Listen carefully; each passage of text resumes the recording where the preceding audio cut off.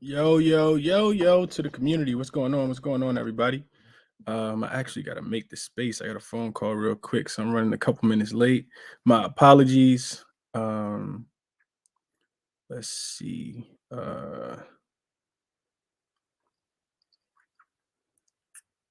Y'all can go ahead and start dropping y'all best bets though, man. Anybody got anything they like? Y'all feel free to go ahead and chime in, man. Appreciate y'all being here as always. NBA Finals Game 6.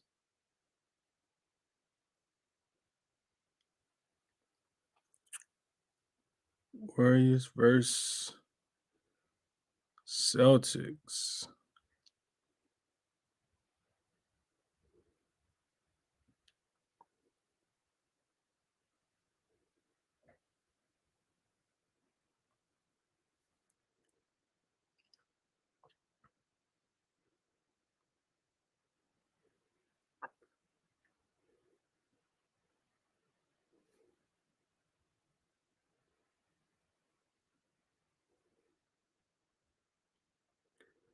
Yo. What's up? Let's cash. What's up, Christina? Appreciate you being here.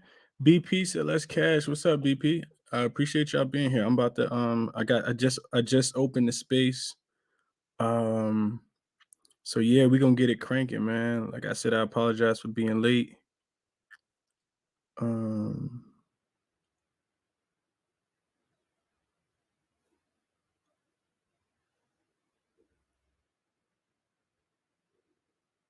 All right, the tweet out, man. The tweet is out. Let's get the people in here, man. Let's talk about this game. Let's talk about it. Let's break it down and talk about it. See if we can find some value, man. Like I said, I appreciate you guys for being here. I'm gonna actually post a tweet up top too, just so people can see it as they start to come into the space. It could be the last time we're doing a basketball show. That's weird. That's really, really weird. What up, Christine? That's super weird, man. But it's that time of the year where basketball starts to die off and baseball starts to pick up. Baseball is profitable too, man. I've been hitting in baseball. I got to start sharing more, and completing write-ups. There's so many things I look at when I'm capping baseball, though. The write-ups I feel like take forever until I get a little bit faster with it. Just being able to do all the research and stuff. But yeah, I've been pretty profitable. It's not. Yeah, we got to get this break in, whether we want it or not, man. Whether we want it or not, we got to get this break in. Let me post the link up top real quick.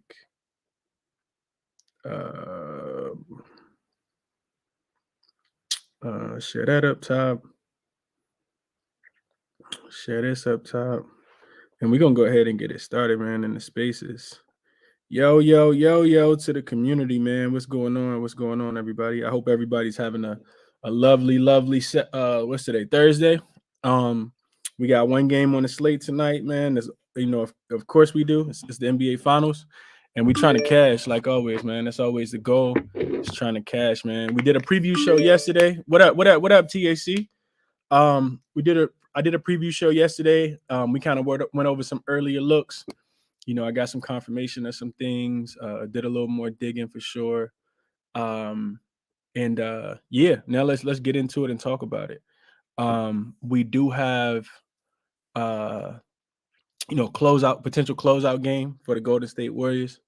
So we're gonna see what happened, man. We definitely gonna see what happened. I think let's see what I got. I got CEO check-in, Celtics in 7. Oh Lord. You the first person that I heard say that, Swope. Celtics in 7. That's crazy. What's good, Chris? Golden State on the money line. Okay. Kyle said he got that money line. Get them boys out the way. I think it's hard to back that. It's hard to back Boston tonight, man. It's really, really hard to back Boston tonight. Even the people that want to back Boston, it's still hard to back them just because they don't look so bad 2 games in a row. But we're gonna get into it, man. We're gonna talk about it. As always, when I first start, Dub Nation tonight. Okay. As always, when I first start, man, I like to, just make sure we keep things in structure and order. So I want to say, definitely check out the especially if you're new to the ChrisBeCappinn community, man, definitely go to my page and click on the link tree, because that's where you can find everything that's associated with me. I'm gonna do I'll probably get into doing baseball spaces here soon, but I don't have any right now. I don't have any of them planned. The baseball spaces will be a lot shorter. I'll post my spaces, my looks on YouTube as well. As because if we don't get on basketball, then I guess I could do a wrap up where I could kind of schedule that. But it ain't gonna be a lot of I expect the numbers to kind of die down. I know some people don't bet baseball because they don't know what an inning is or what a strike is or whatever the case might be. So I know a lot of people just gonna kind of die off of baseball, which is totally fine. But baseball has been profitable to me already, so I'm gonna keep going. And you guys are more than welcome to be a part of that as well. So with that being said, the link tree. So as I said already, this could be the last day. Well, not the last day. The last day we actually do a space for basketball. So if you've been cashing, you've been making a little money, you up, couple units you wanna support, you can do so by going to the ChrisBeCappinn store, ordering a t-shirt. Also by the tip ways to tip is on there too. Venmo, Cash App is on there. Never, just appreciation type stuff. It's not needed, but we are trying to take Chris and ChrisBeCappinn to the moon, and I'll always say we just put our seatbelts on, so we got a long way to go, man. Long way to go. Also within that link tree on my page is the YouTube link. Definitely want to be subscribed to the YouTube. Like I said, I'm gonna start doing MLB pages, MLB betting on the my best bets on my YouTube page. They'll also be posted in the Chalkboard community. So shout out to everybody who's joined Chalkboard. I just posted the link up top in the Jumbotron. If you guys, hopefully everybody can see it. If you want to join over there, Ronald's giving out plays. Myself, Ronald, Finesse have partnered to put all of our stuff in one central place. And the whole community is really just about being able to get people to win long term, become smarter bettors, look at things from a more detailed perspective, from a detailed lens, and really just the cash, man. We're trying to cash, we're trying to be profitable long term for sure. There's also a sportsbook referral links and odd gem that's there as well. Sign up using one of those referral codes for the sportsbook. It'll give me a free bet and you a free bet as well. And then the odds gem is really cool software that you can use. Also, extremely beneficial for people who want to win long term as well. So that's what I'll say about OddsJam. Definitely check it out. Even if you don't want to, subscribe to the membership, definitely check it out because there's a lot of free stuff that they have there. A lot of good stuff over there. So I recommend, having both OddsJam and joining the Chalkboard community. But yeah, I think that's all the links I got, man. As I said already, this could be the last day. It could be the last day we're doing an actual NBA show. So we might as well go out with a bang, right? I want to put together a little parlay towards the end, just in case it is the last day. I got a couple straight plays I want to put in as well. But we could do something fun, like a force game 7 type parlay, or just the way we kind of see do or die moment type parlay, something we can put together towards the end for sure. So if you can stick around, I'll probably tweet it out as well. But yeah, I wanted to get those out. I wanted to just kind of give you guys a look there. Also, I wanted to do this real quick before we actually got started too. I don't know if people know how to use the emoji feature on here, like where you can, well, not even emoji, like the reaction feature on here. If you just click beside the blue circle that has the plus in it, and the one to the left is the heart plus other things. If you go to, there you go, Jammer, there you go, NBA props. I see people doing it. So if you go up to one of the reactions up there, you can, if you press down on it, you actually can change the color. You can change the color. So if you are near your phone, I'm interested to know what everybody think based on reaction, right? So DJ just, okay, I'm seeing some, right? So what I'm interested to know though is, I want to give people a couple seconds to do this. If you go to the heart, right? I want everybody to go to the heart. If you think Boston winning this game tonight, I want to see green hearts. And if you think Golden State winning this game tonight, I want to see yellow hearts. I just want to see where the room at. All right, I see Parlay up here with green. Finesse, I know Finesse is gonna be green. Prop green, DJ green. Bo is on the yellow. I see some more yellow. I see green, yellow, yellow, green. What we got? We got green. I see blue. YT, you can't put blue, bro. Nobody's blue. I got yellow, green, yellow, green. Stizzy on green. What else we got? CEO. I see you on green. Keep going. Sony is on green. Mike on green. I got a yellow for 1014. Yeah, okay. I got more green. Okay, good picks is on green. Rebounds on yellow. So we got a split. It sounds like a split. Okay, YT, I see the green. Phenom is on green. Ace on green. Okay, so we got some Celtic love in here. Okay, more than I thought. I didn't think people was gonna be on the Celtics. Okay, Henneman on green. Christina, I knew Christina was gonna be on green. Ooh, take that Boston money. Try and get that Boston money. Okay, all right, cool. All right, cool. So now I got one more I want to do real quick before we get started. I want people to so game 6 Clay is a real thing, right? So I'm interested to know if you think Clay is going to go over tonight like he typically does in game 6s. I want to see the yellow emoji, the yellow heart emoji. If you think Clay not going off and you think that's just a funny myth, and Boston defense is going lock Clay up, I want to see people laugh at that. I want to see people laugh. If you think Clay not going off tonight, I want to see a laughing emoji at the thought of Clay going off. And I want to see yellow emojis for yellow hearts for people thinking Clay is gonna go off. Okay, so we got a mixed room, man. I see you, DD. KC think that's funny. Bash think that's funny. Marathon, he think Clay going off tonight. Stizzy, I don't see no reaction, bro. Rebands, what's up? Good said, nah, he ain't going with Clay tonight. Okay. This is fun, bro. I thought this would be fun. Okay. I got a lot of laughing, bro. It's a lot of people on the fade Clay train tonight. Okay. All right, cool. Reduce said he rocking with Clay tonight. Prop Hunter said he rocking with Clay. Parlay said she rocking with Clay tonight. Okay. Christina, I know Christina won't rocking with Clay. Oh, and people doing it in the yo, what up, Littles? What up, bro? What up? People actually doing this up top in the YouTube as well. I won't even telling people to do it in YouTube. I got a bunch, so I got a couple greens. I got a lot of laughs from Denise and SS Austin. Cal said he with Clay tonight. Max unders for Clay. Nah, I wouldn't go max unders. That's a tad bit disrespectful. I wouldn't do the man max unders for sure. But I that's one of the things I kind of wanted to get into, man. So let's go ahead and get into it, man. I appreciate y'all for participating.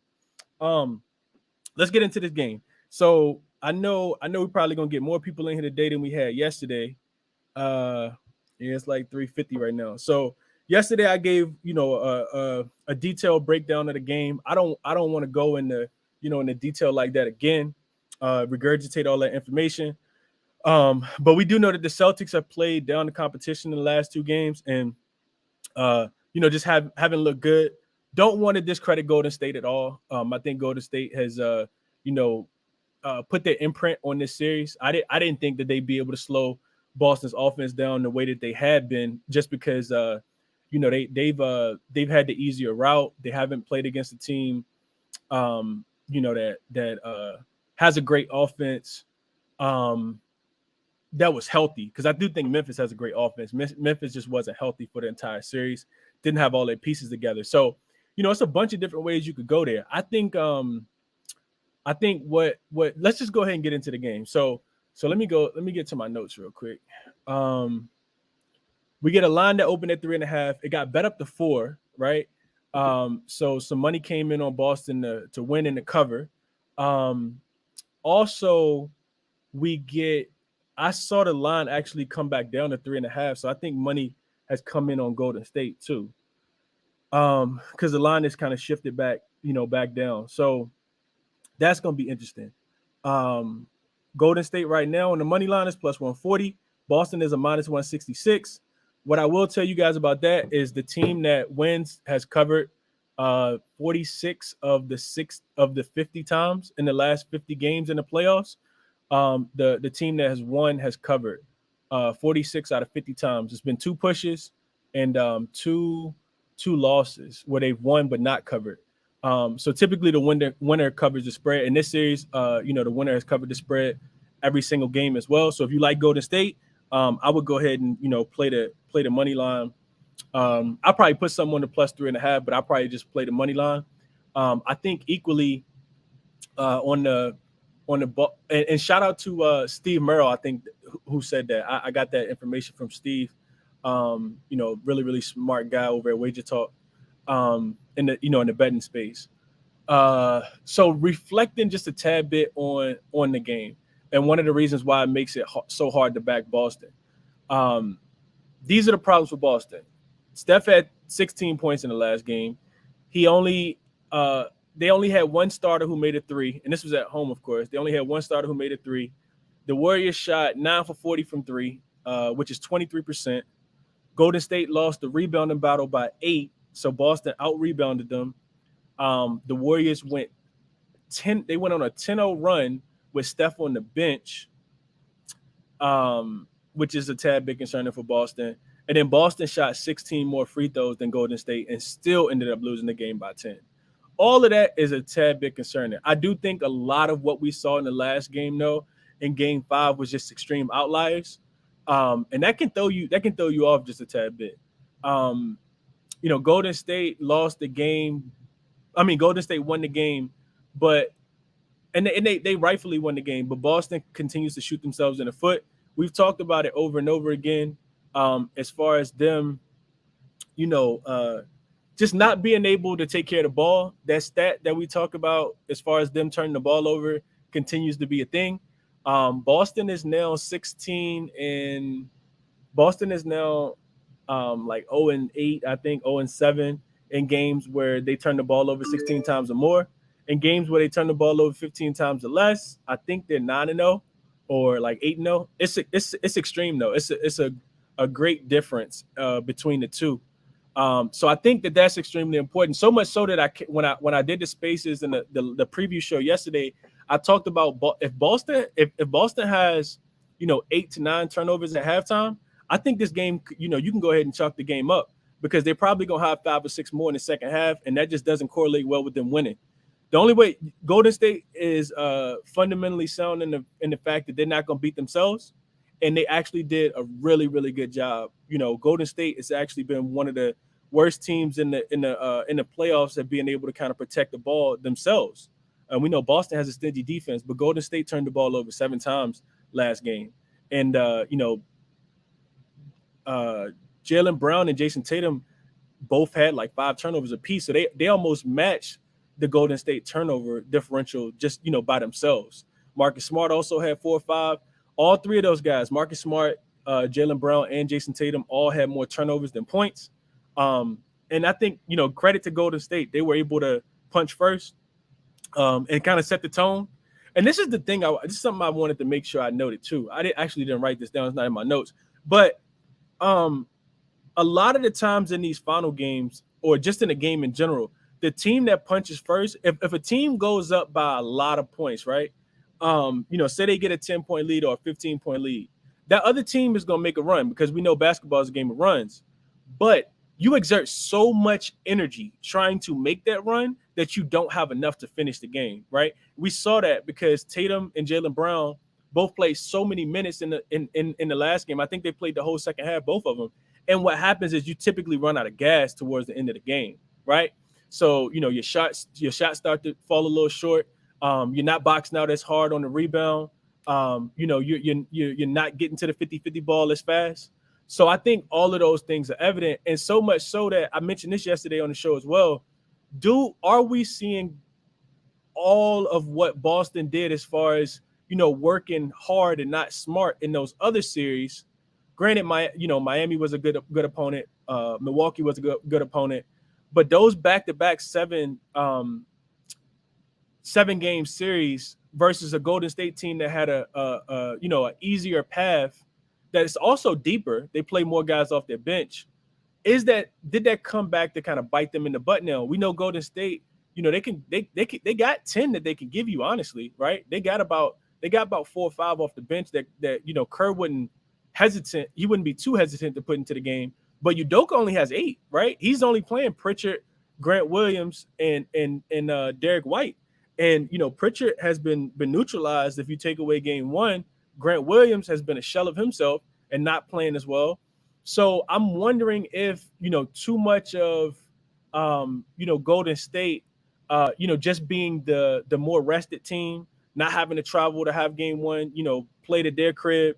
Boston, went down 0-1 against Miami off of being the less rested team.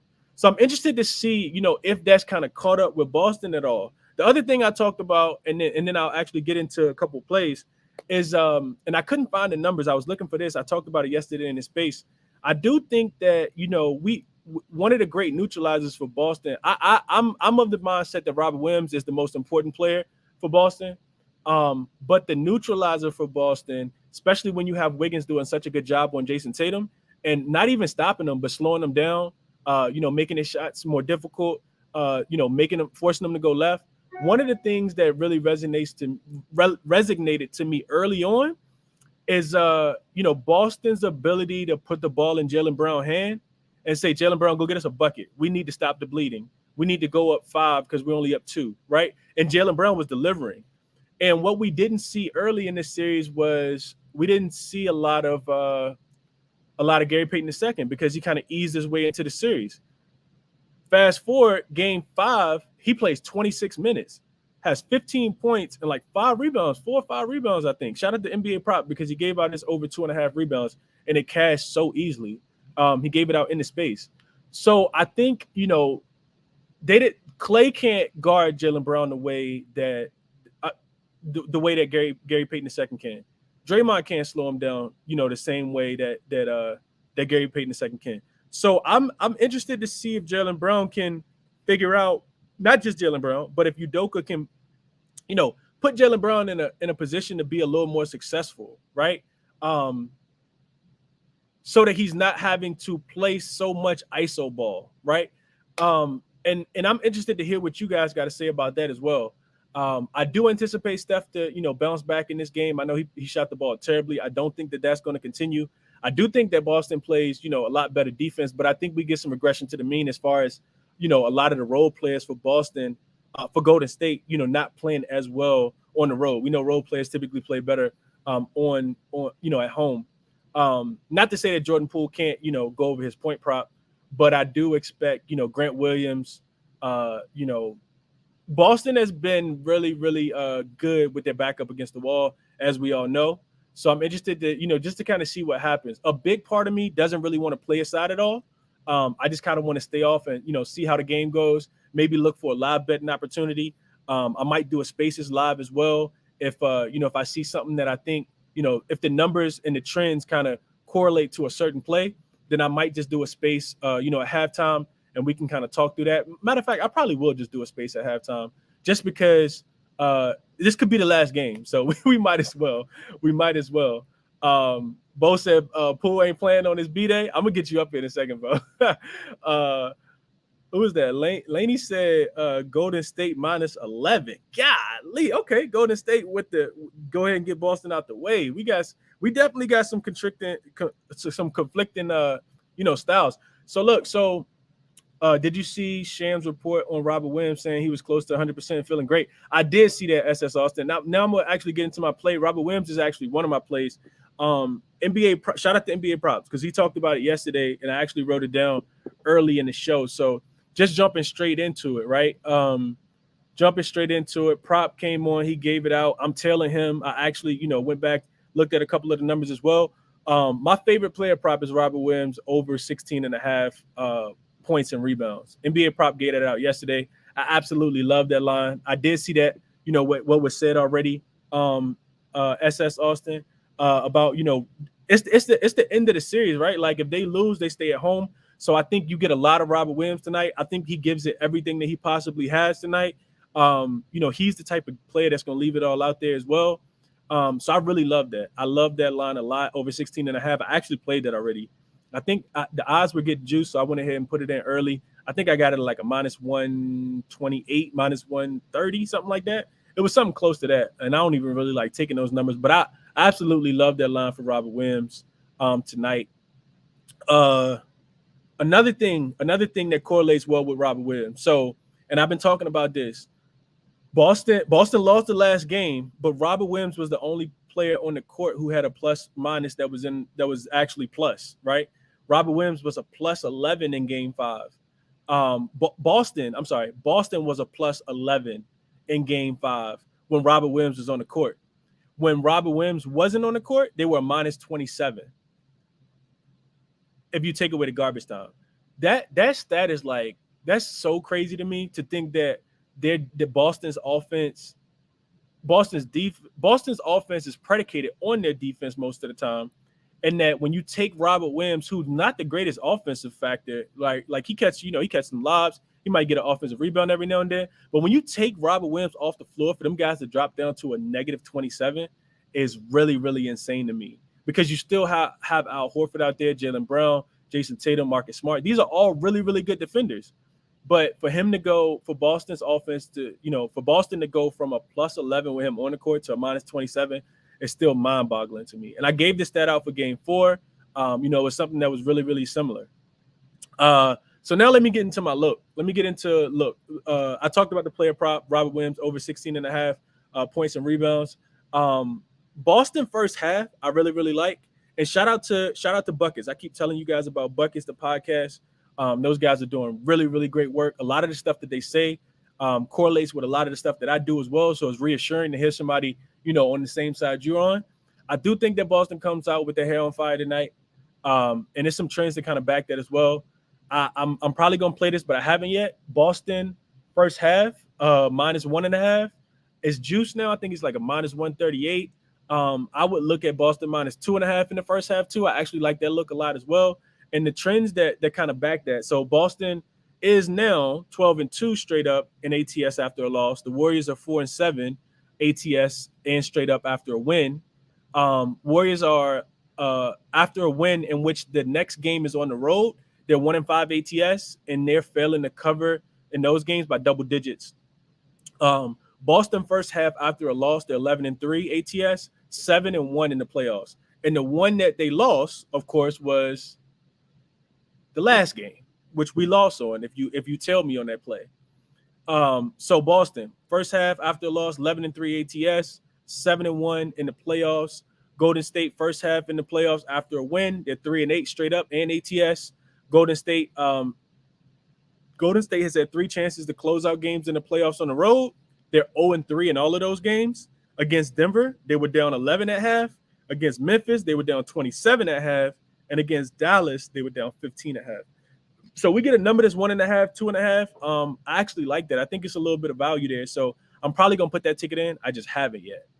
And then I've been talking too much already, so I'm about to be quiet and let other people chime in, because I could talk forever. But yeah, I do want to hear what you guys got. If you're in the, if you're down, I'm about to get to the request now. We got some sharps in here for sure that I'm about to bring up. But real quick, share your looks over on YouTube if you want to.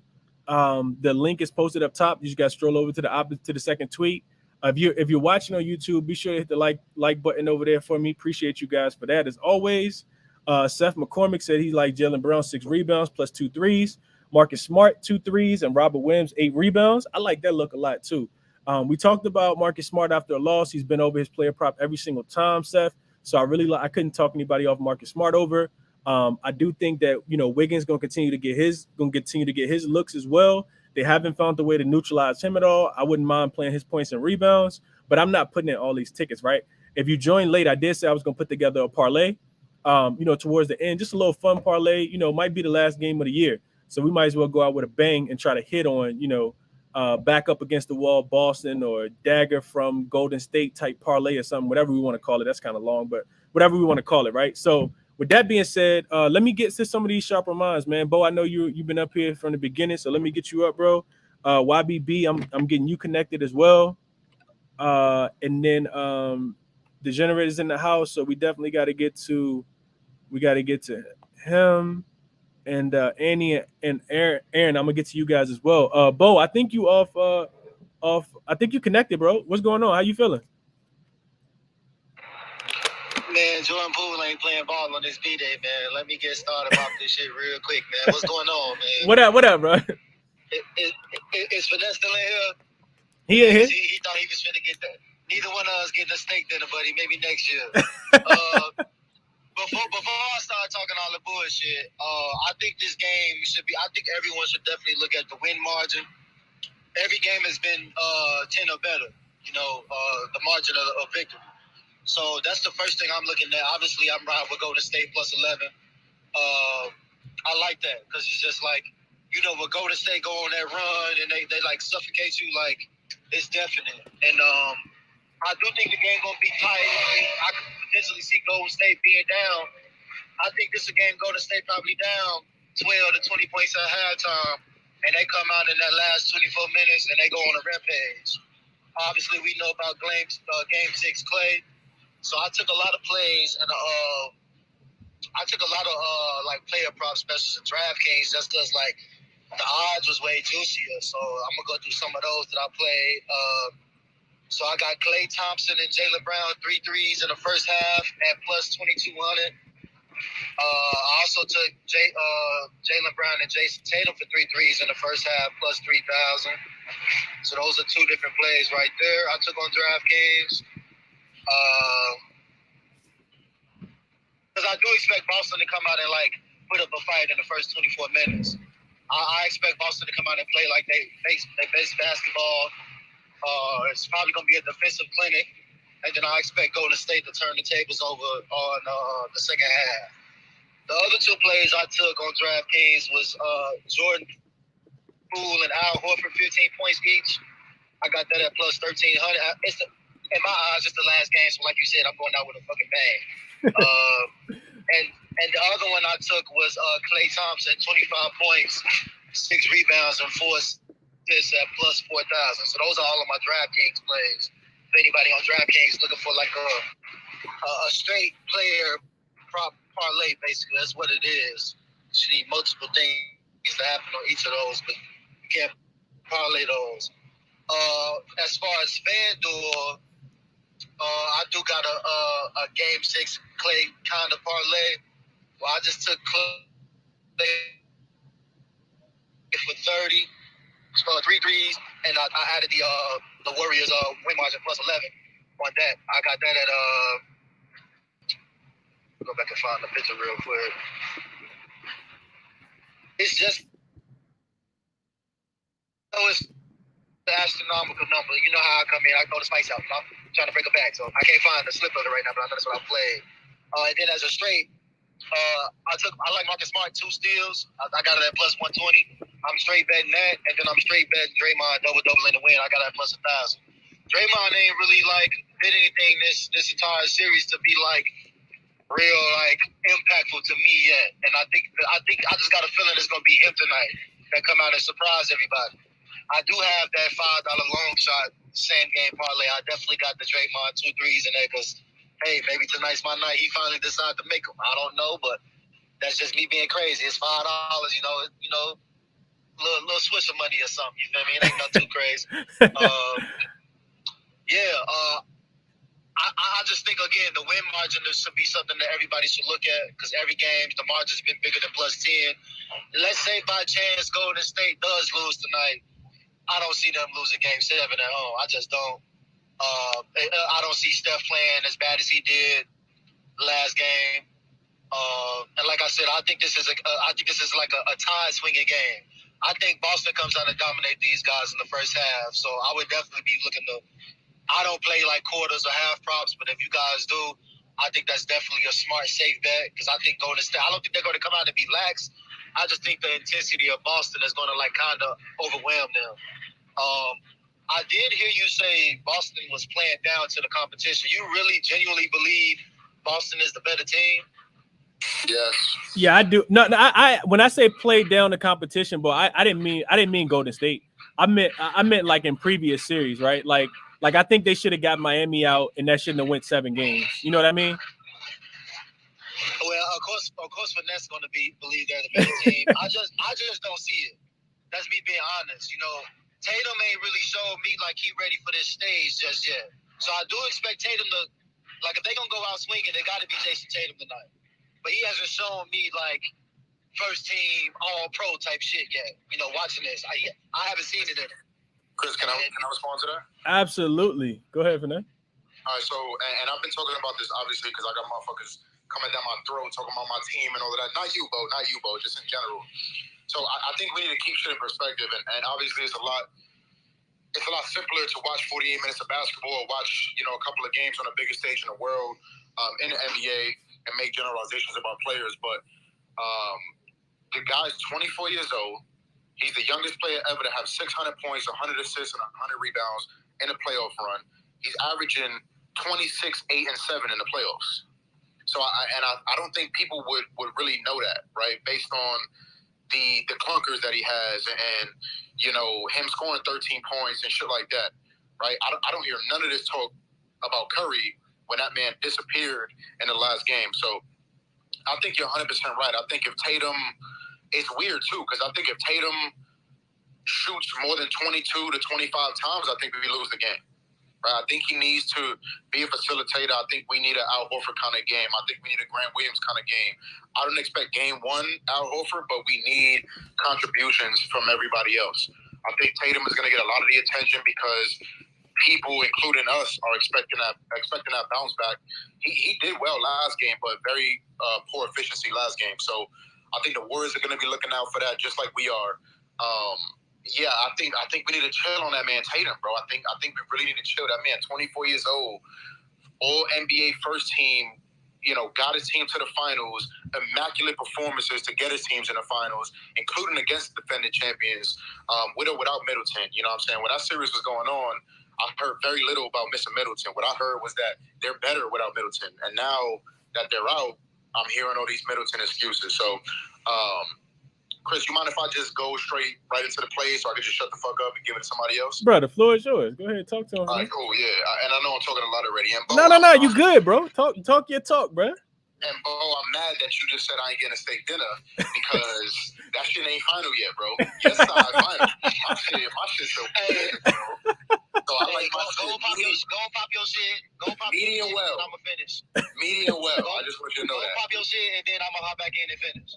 A little red in the middle, you know what I'm saying? A little juicy in the middle. I just want you to know that. So, in terms of officials, Chris, you took the words right out of my mouth in terms of first half. I'm not fucking with the full game.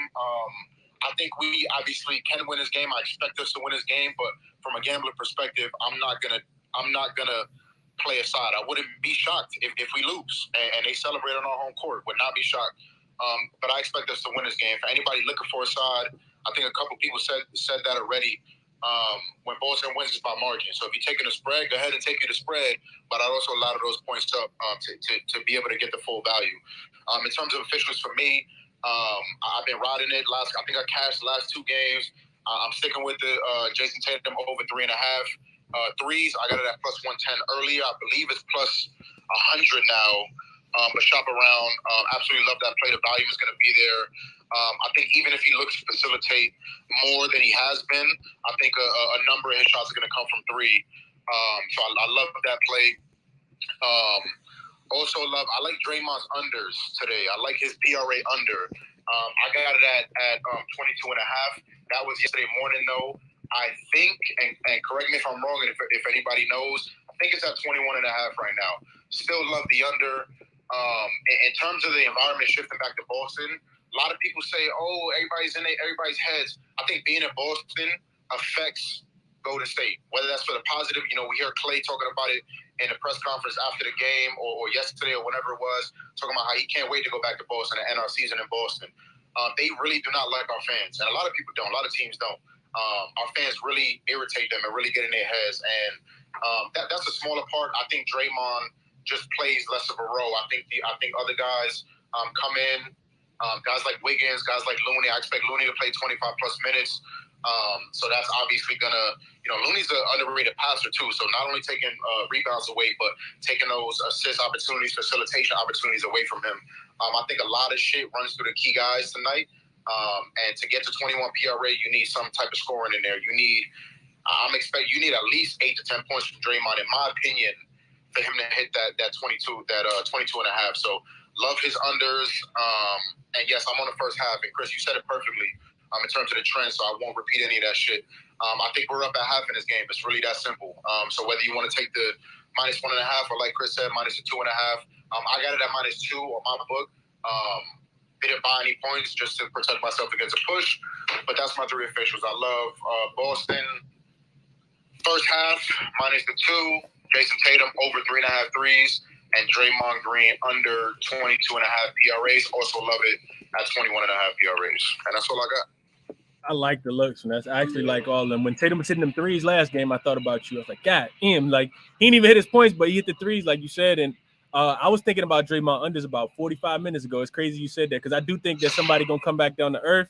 Steph probably gonna step up, which is gonna take food out of somebody else's mouth as far as PRAs go. And I'm already on Boston first half. Like I said, I ain't put it in yet, but that's probably my favorite, side play of the day. So I love that look, Finesse. Bo, finish your point, bro. Back to you. Yeah. Hey, this is weird. I actually agree with everything Finesse just said, but I wanted to clarify something on the win margin. It doesn't matter what team wins the game or what game they won this series. Every margin of victory has been +10. Every single one. I think Boston won by, let me see.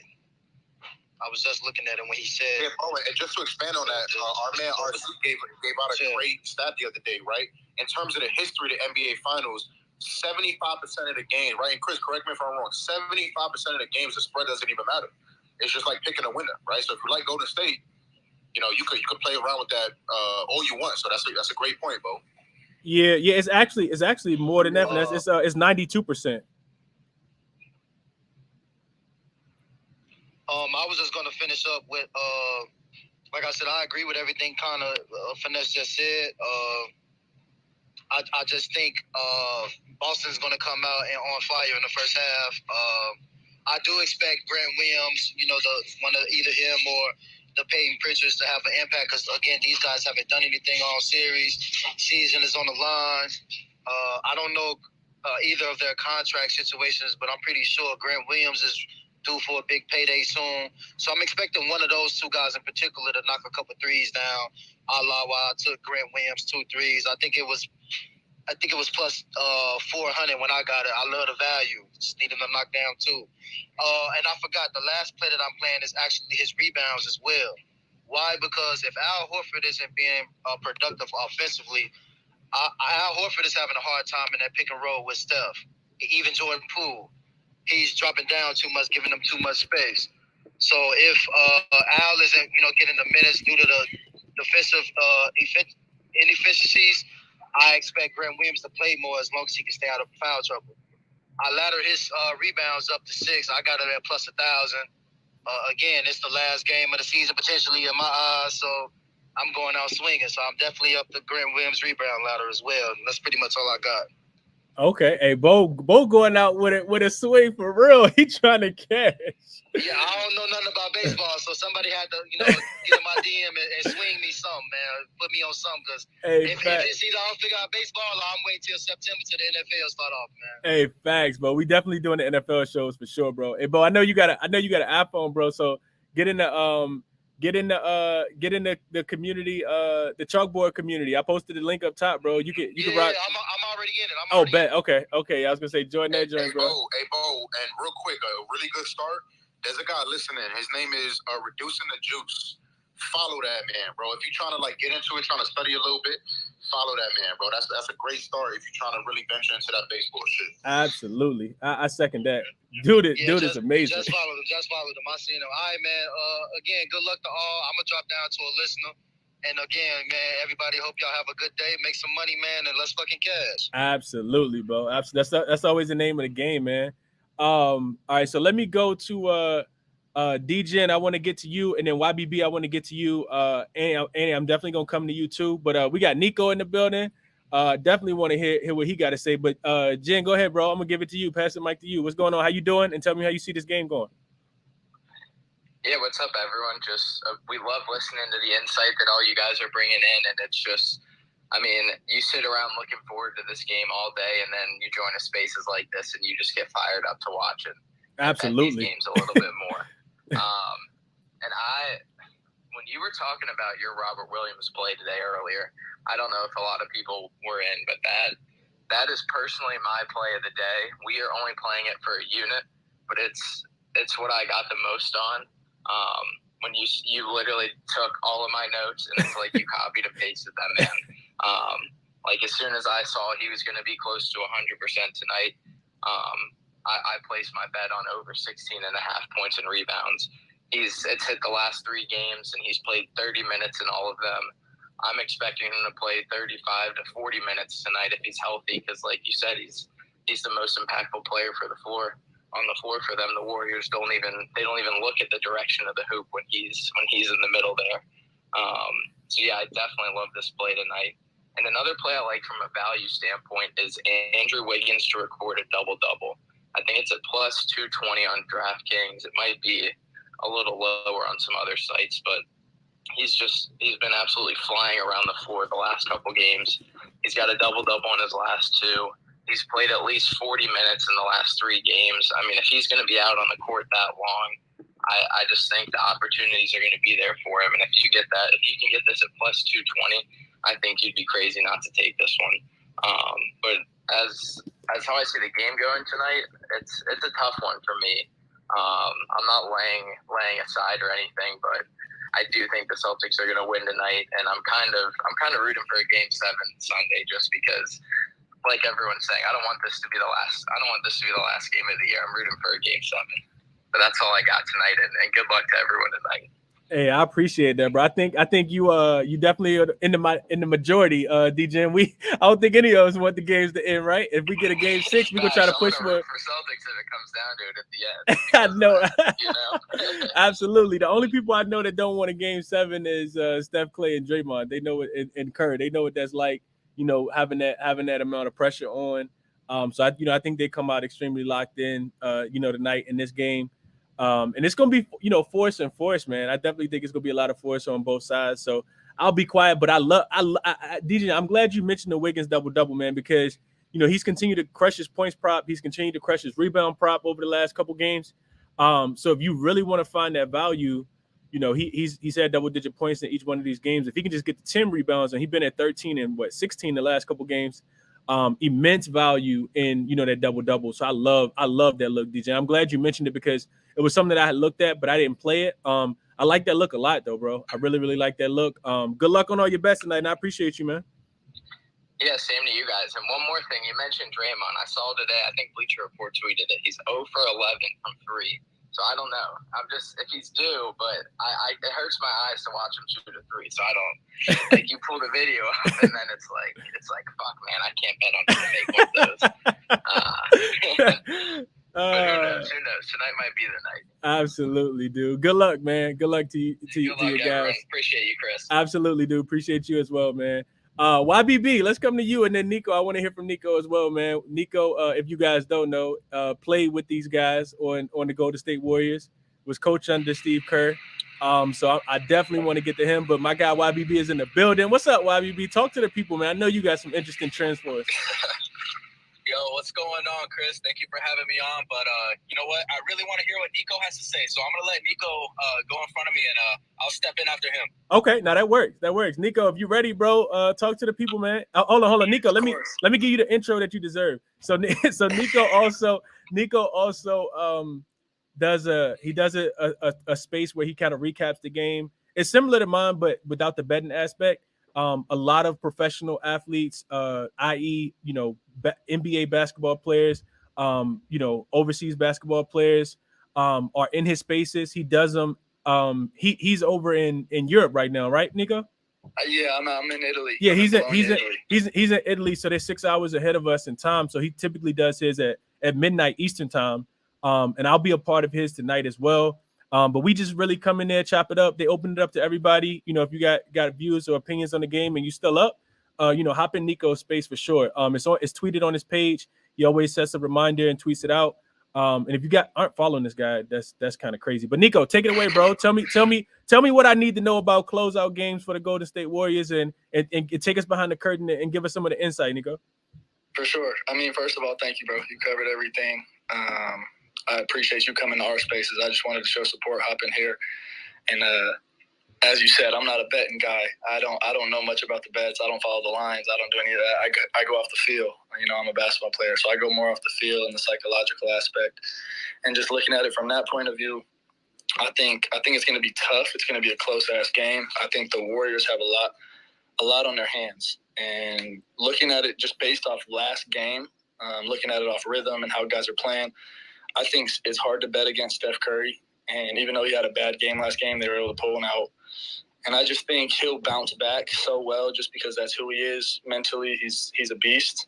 So I think he'll be able to bounce back. And if you look at the way Wiggs has been playing, it's been off the charts, just scoring, rebounding, defending. I think people were upset that he was in the All-Star game, and now people are questioning if he's a Finals MVP. So it's a lot of bandwagon going on. I think he's doing great. And I think Draymond, I think we talked about this in my space the other day, if the role guys for the Warriors can just pitch in 6 to 10 points, they don't have to do a whole lot. But if they're left open, knock down shots, finish at the rim, I think Draymond can have another game of 8-6-6 or 10-7-5. Along those lines, I think they got a really good chance, even though Boston is, in my opinion, one of the toughest places in the NBA to play. But I'm a little biased. I played with the Warriors, so I obviously want the Warriors. I think the fans and the bettors want to see a Game 7. But I gotta go with my Warriors in 6. Okay.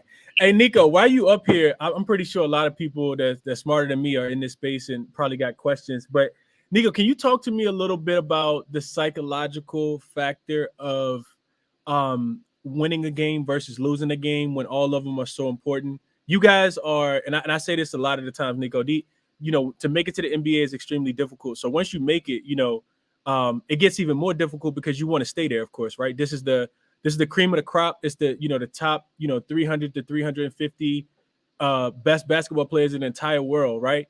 So you always you have to be extremely competitive, not against others, but even just within yourself, Nico. So what is it like though, Nico? Even with all that said, it's still extremely difficult to remain locked in, right? At all times, right? Because we're human, so we naturally let our guard down, different things like that.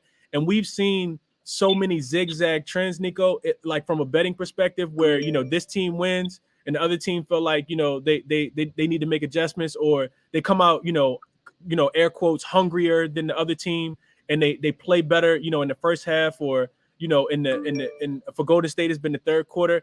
What, Nico, take me answer this for me. What advantage do you give any advantage to Boston, being in a do or die game at the crib with their backs against the wall early versus a Golden State team that's won 2 games in a row, but also, trying to close out, because we know that Golden State have been in a similar situation, in history with LeBron James on the other side, where they wasn't able to.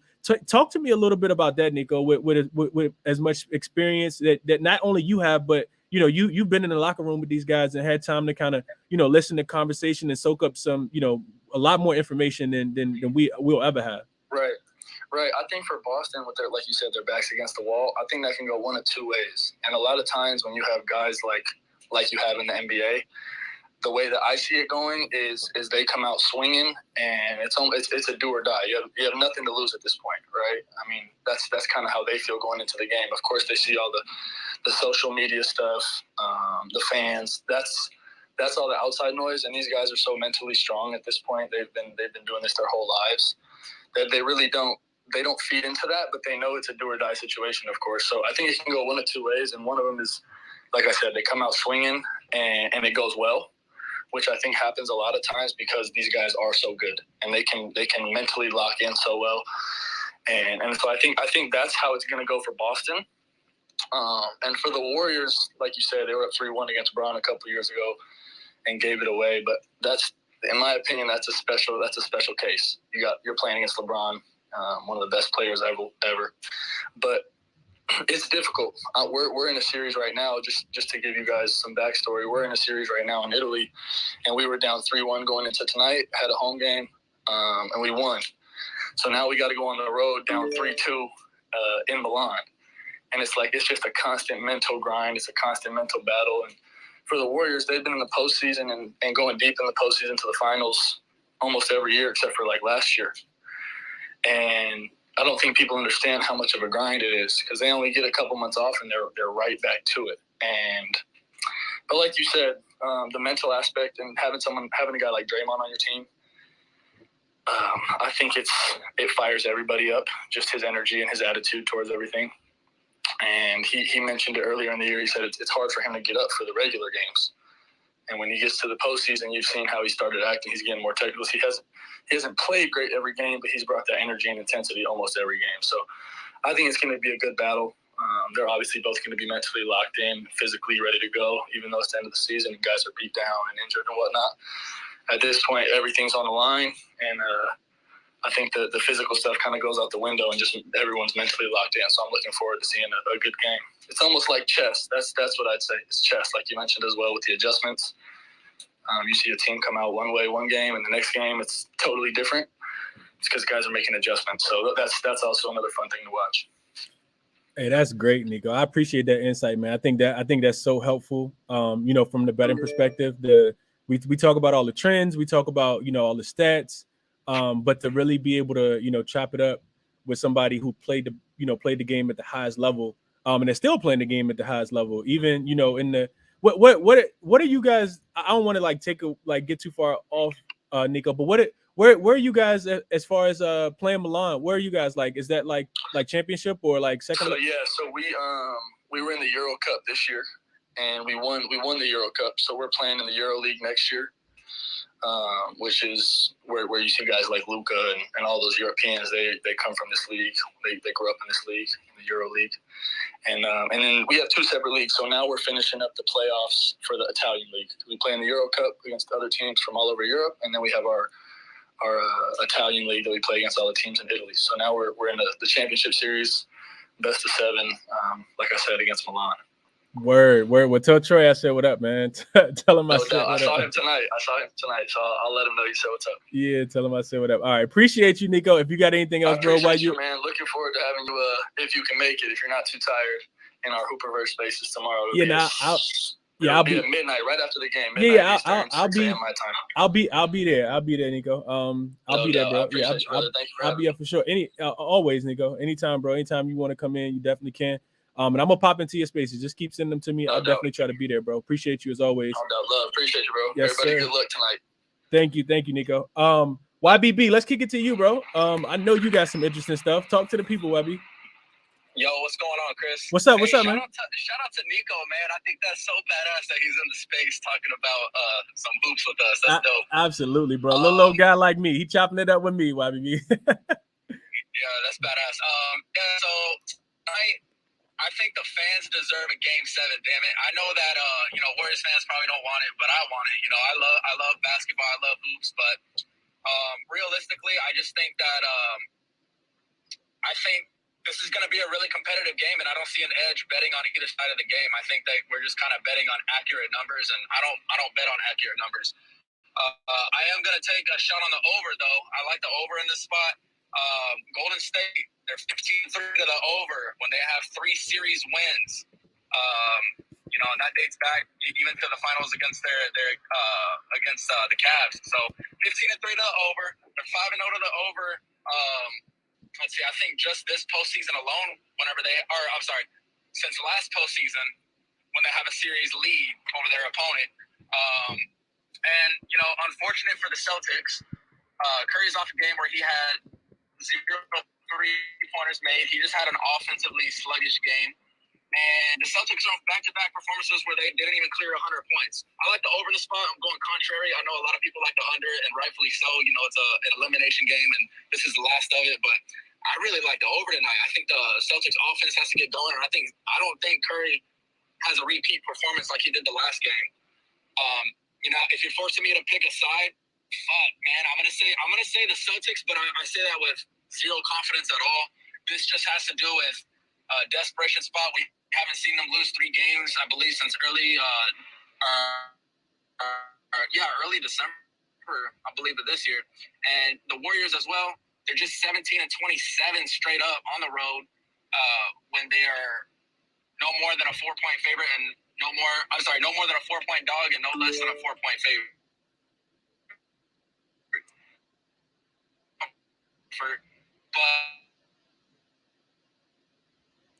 But YBB, a different aspect. It's a different Oh, you good? You good? You had broke up just a tad bit, but it was only for like a half a second. Oh, am I back or what? Yeah, you back? You good?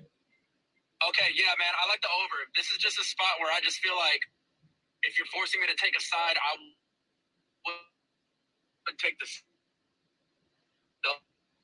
Celtics, but I'm here in the spot. I think the Warriors have proven to be, that team. So, but yeah, I will be rooting for the Celtics. I will be rooting for a Game 7. I just think realistically,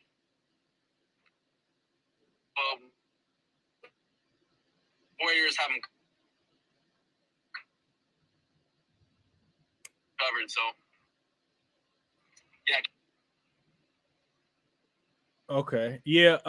Yeah. I agree with you, YBB. I think one thing that makes YBB so sharp, man, is that he doesn't force anything. Like if we don't see clear edges, it's cool to not bet and just sit back and watch, or to get on the over, the under, like you said, YBB. I gotta lean to the over as well, YBB. Every time I take an over under, as I keep telling you, that the opposite happens, no matter how much analytical data I have supported. But I was listening to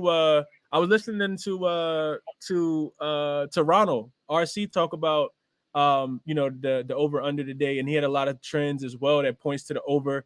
So I might end up playing a little bit on the over as well tonight. I do think that the over is correlated with with Boston as well, because Golden State typically gets to their point prop every single game. If not, they're really, really close.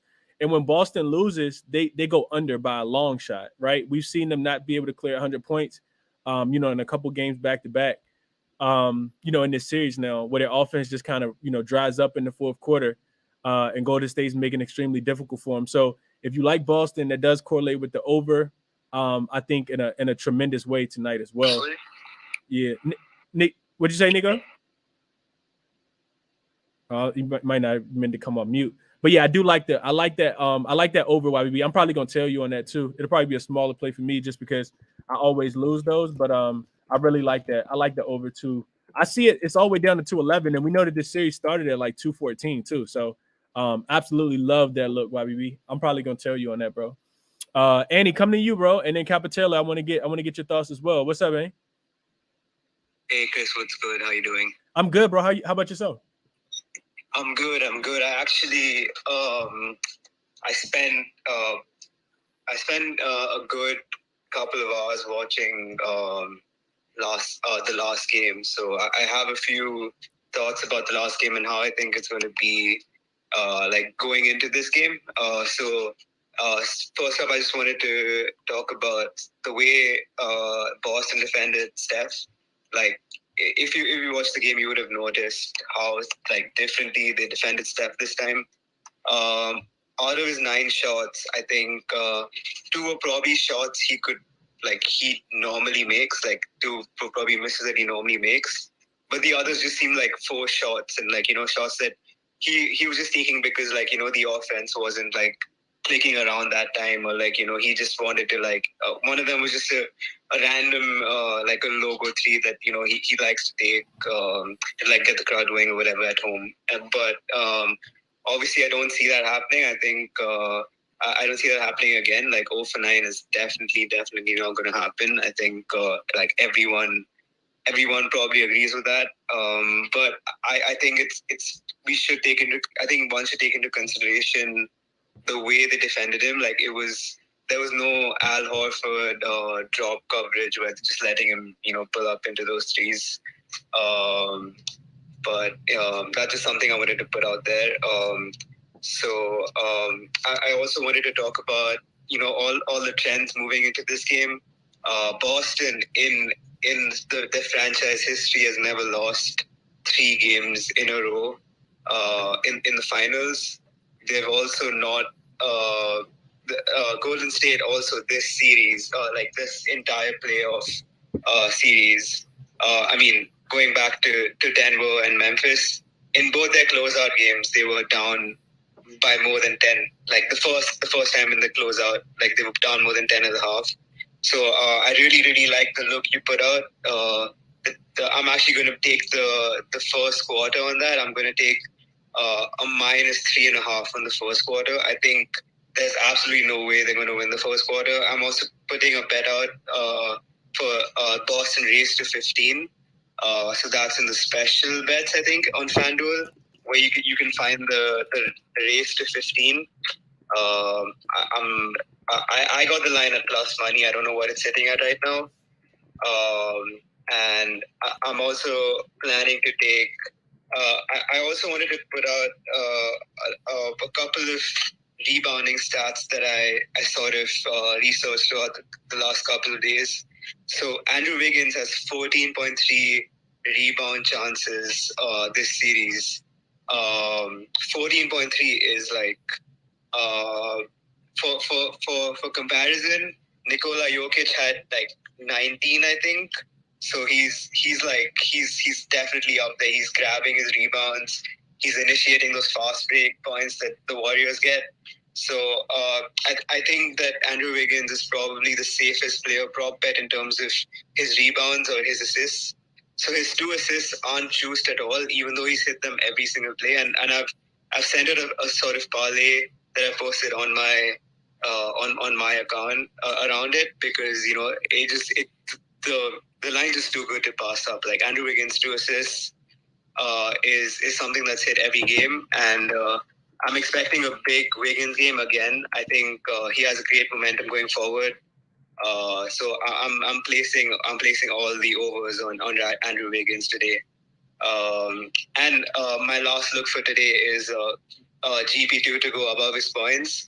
So he's shot 1.6 points per cut, which is the highest in the NBA. So he's shooting nearly every single time he gets the ball. When he makes a cut, he's making a basket. So I'm taking the over his points. So Andy, did you play Wiggins PRAs over, or did you play and where did you find Gary Payton second points at? What book did you get that on? I think they were on FanDuel today. I got them at 6.5. Okay. Yeah. And no, I'm taking Wiggins. I'm taking his over on his PRA. Sorry, I forgot to mention that. I'm taking his over on his PRA. I think there's a very low chance that his PRA like doesn't hit at all with the minutes he's getting and with the way he's playing. I know. Yeah. I also think Game 6 Clay is going to happen for sure. I'm on official for Clay to score above 25 points today. Clay 25. Yeah, Clay 25. I'm official on that. Clay 25 and like 5 threes. That's one of my other official plays today. Jesus. Okay. Hey, good. Hey, good luck. Hey, good luck, bro. I'm not on the Clay over train today, man. I think desperation Boston is a real thing, and we'll see what happens. But Clay shot well last game. I think we get some regression to the mean, but I'm not playing this under though. So I hope you cash, bro. Good luck. Yeah, no. I honestly, it's worth a sprinkle because of historically he's been really, really good Game 6. Even this entirety, like the entirety of these playoffs. And I honestly think it's worth a sprinkle. Like I feel like it's going to hit with the way they've been defending Steph. So 25 and 5 threes. So that's one of my officials for today. Okay. Hey, good luck, and I hope you cash in, bro. Thank you, bro. Absolutely. Fiji, let me come to you, and then I'm gonna get to Nitty, and then my guy Ronald is in the building. What up, Fiji? What's the word? What we doing tonight, man? We cashing, right? Absolutely, bro. That's the goal, man. That's always the goal, bro.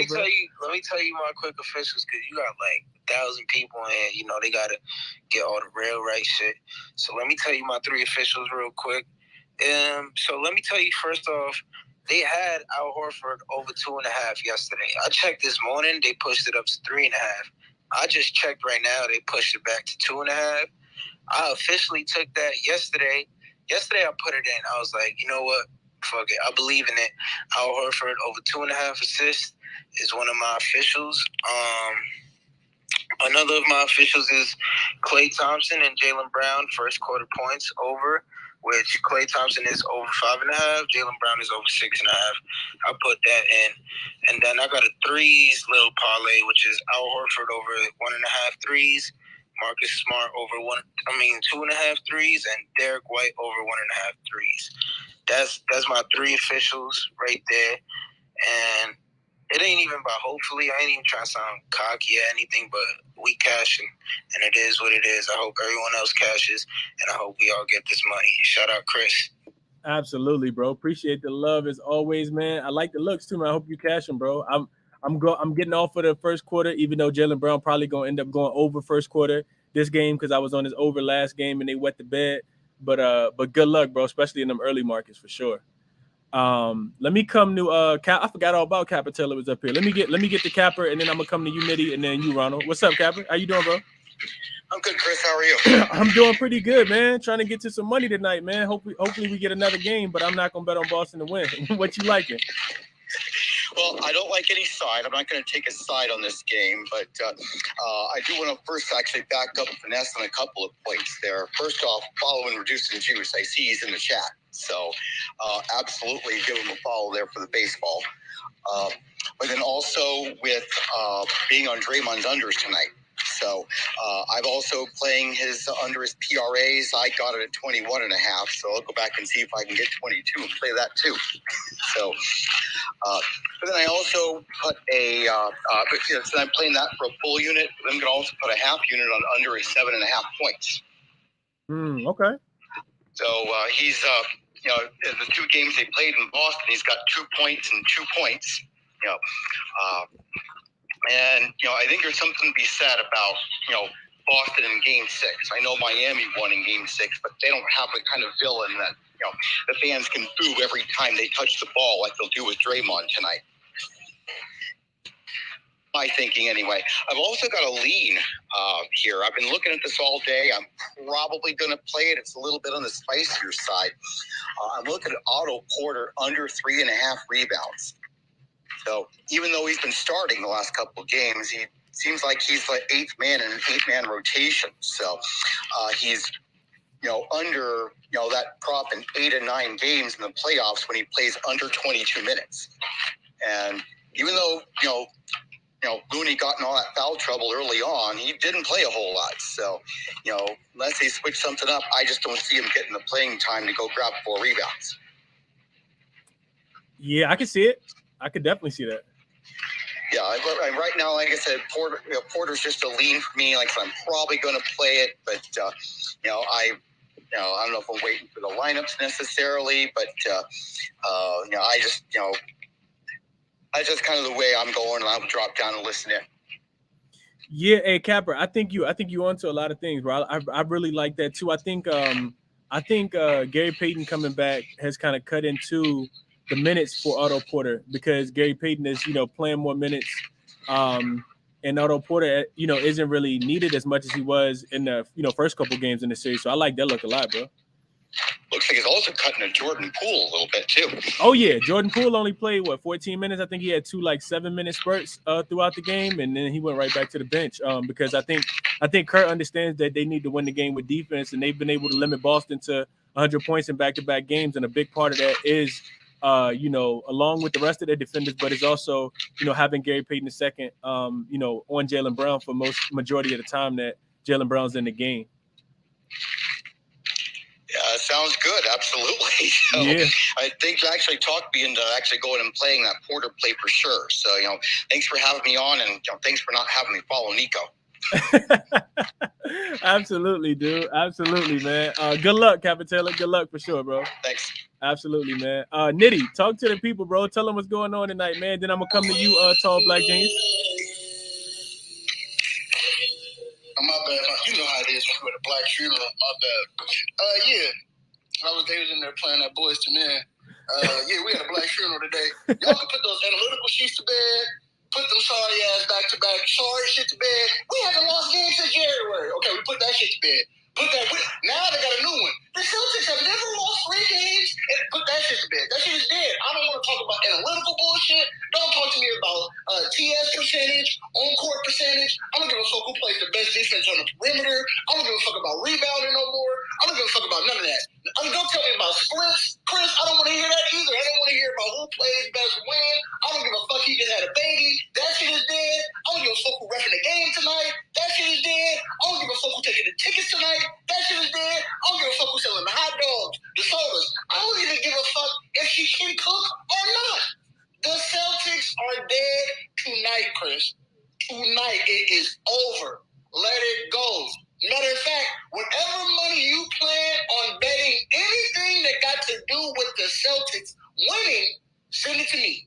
DM me. I will give you my cash app. You send it to me. Now, if you want player props, go ahead. Because guess what? They ain't got no choice but to shoot tonight. So you might as well bet it. Bet the threes tonight because they ain't got no choice but to shoot that shit. Finesse, put your hand down. Because that's how y'all look on defense anyway. Put your goddamn hand down. There you go. You waited out now. Let me get my shit off because it's over with. Put your hand down, Finesse. It ain't going to matter today. That's what they're going to be trying to tell you all day. When Clay hit 4 threes, put me down for that. When Steph hit 4 threes, put me down for that. And you can put me down for Draymond over 5 rebounds, over 5 assists. Because you see what he been doing. He ain't going to get the triple-double, but he going to flirt with that bitch for sure. He going to get her drunk and everything, but he ain't taking her home. He ain't going to take her home. But Finesse, put your hand down, brother. We don't want to hear it no more. We don't want to hear it. It's over, Finesse. It's over. Don't nobody want to hear about, we've been here before, we done did this, we done did that. Don't nobody care y'all did this versus the Bucks. Nigga, Giannis can't shoot. Don't nobody give a fuck about that. So you ain't got to get up here and tell us how y'all did that versus the Bucks. Because none of them could shoot. And Middleton wasn't there. So that's dead. I don't give a fuck about the analytics. So don't tell me what y'all did in January, February, March, April, May. We in June when shit matters. Where there's only 7 games. You ain't got time to recover from this, brother. It's over. Done. Cooked. That's all I wanted to tell you, Finesse. It's over. And then tonight, if you keep putting your hand up, you look like you looking like Marcus Smart tonight. Every time you step in a 3, you gonna keep saying that. Why he keep putting his hand up? This nigga keep making them. Stop putting your hand up, brother. It's over tonight, Finesse. Done. Finito. Cooked. I can't wait for baseball because I know you're going to kill it. Because you ain't got shit else to talk about with basketball because ain't going to be no goddamn basketball games on no more. Enjoy your Father's Day, guess what? Because ain't going to be no goddamn basketball games on. Go enjoy your Juneteenth because ain't going to be no basketball on.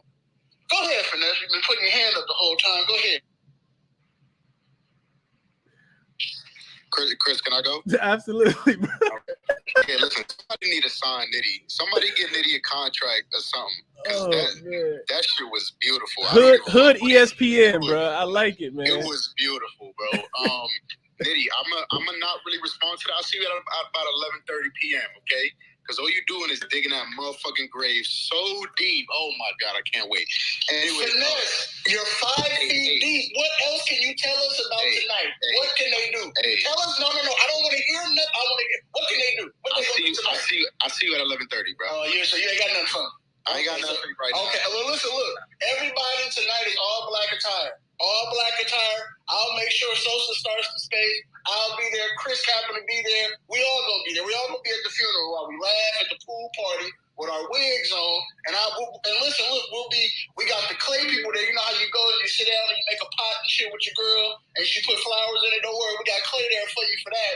And then, we're gonna have the retarded nigga there, Draymond, dog. Nitty, why didn't you tell me you was a Warriors fan, bro? You ain't never told me that. This shit is over tomorrow, nigga. As soon as they win tomorrow, I'm telling you how AD is better than Giannis and we back, nigga. That's what I'm telling you. But tonight, I'm telling you that Steph is ready to go. Tomorrow, man. I'm gonna tell you all about AD and how he's resting and how we'll be back. I look forward to that. Absolutely, after you fucking lose, because you can't get this shit done with these bones. Chris, Nitty, I see that defense is the Pistons. Y'all can't clamp up Andrew Wiggins, the fucking Canadian with the alphabet teeth. Y'all can't clamp him up, but y'all was able to clamp up Kyrie and KD. But now y'all phone versus these niggas. I cannot wait, bro. Y'all phone versus these niggas. I thought y'all was locking up Giannis. Then y'all put Jimmy Butler in a bag, but y'all can't lock up these niggas. These niggas is giving y'all trouble. These niggas can't even get. Hey, Nitty, you about to make Finesse put some money on Boston tonight, bro. Finesse, that's the crazy part. These niggas can't cook you niggas. So you telling me that these niggas is telling Looney, hey, Looney, come out here 45 feet, give me a screen, I'm going to cook it after that. You can't stop that? You niggas had KD and Kyrie in a bag. Giannis in a bag. Hey, somebody Jimmy Butler and Bam in a Hey, bag. You telling me y'all can't bag these niggas? The DMP of the year? You got the player of the year. Not the player of the month. Not the nigga of the week. Not the nigga of the day.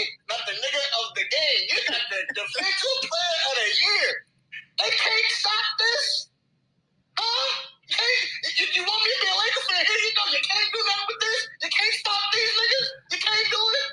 I seen Dylan Brooks do it. Hey, the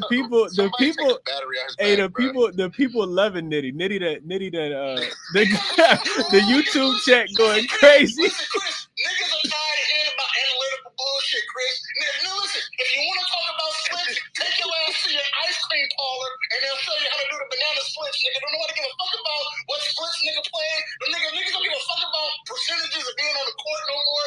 That shit is dead. Is niggas making the shots or are they not? Is niggas getting buckets or are they not? Is niggas getting yammed on or are they not? That's what matters now. Because now you gonna hear niggas stop talking about analytics. Get the bucket, yeah. Come on, Tatum, get the bucket. Hit the three. Niggas gonna stop talking about that other bullshit. Niggas want a tween, step back three tonight. All that other shit dead now. Niggas don't want that playmaker no more. Niggas don't want to talk about nothing else other than, is this nigga finna turn into the 2K player I've been playing with all year? That's all niggas want to see. And that's the truth. I wish people would be honest. Just stop capping. Nitty been prepping for this his whole life. Niggas, this is the truth about anything that you watch when we're talking about sports. Niggas want to get it. The numbers niggas ruin the game.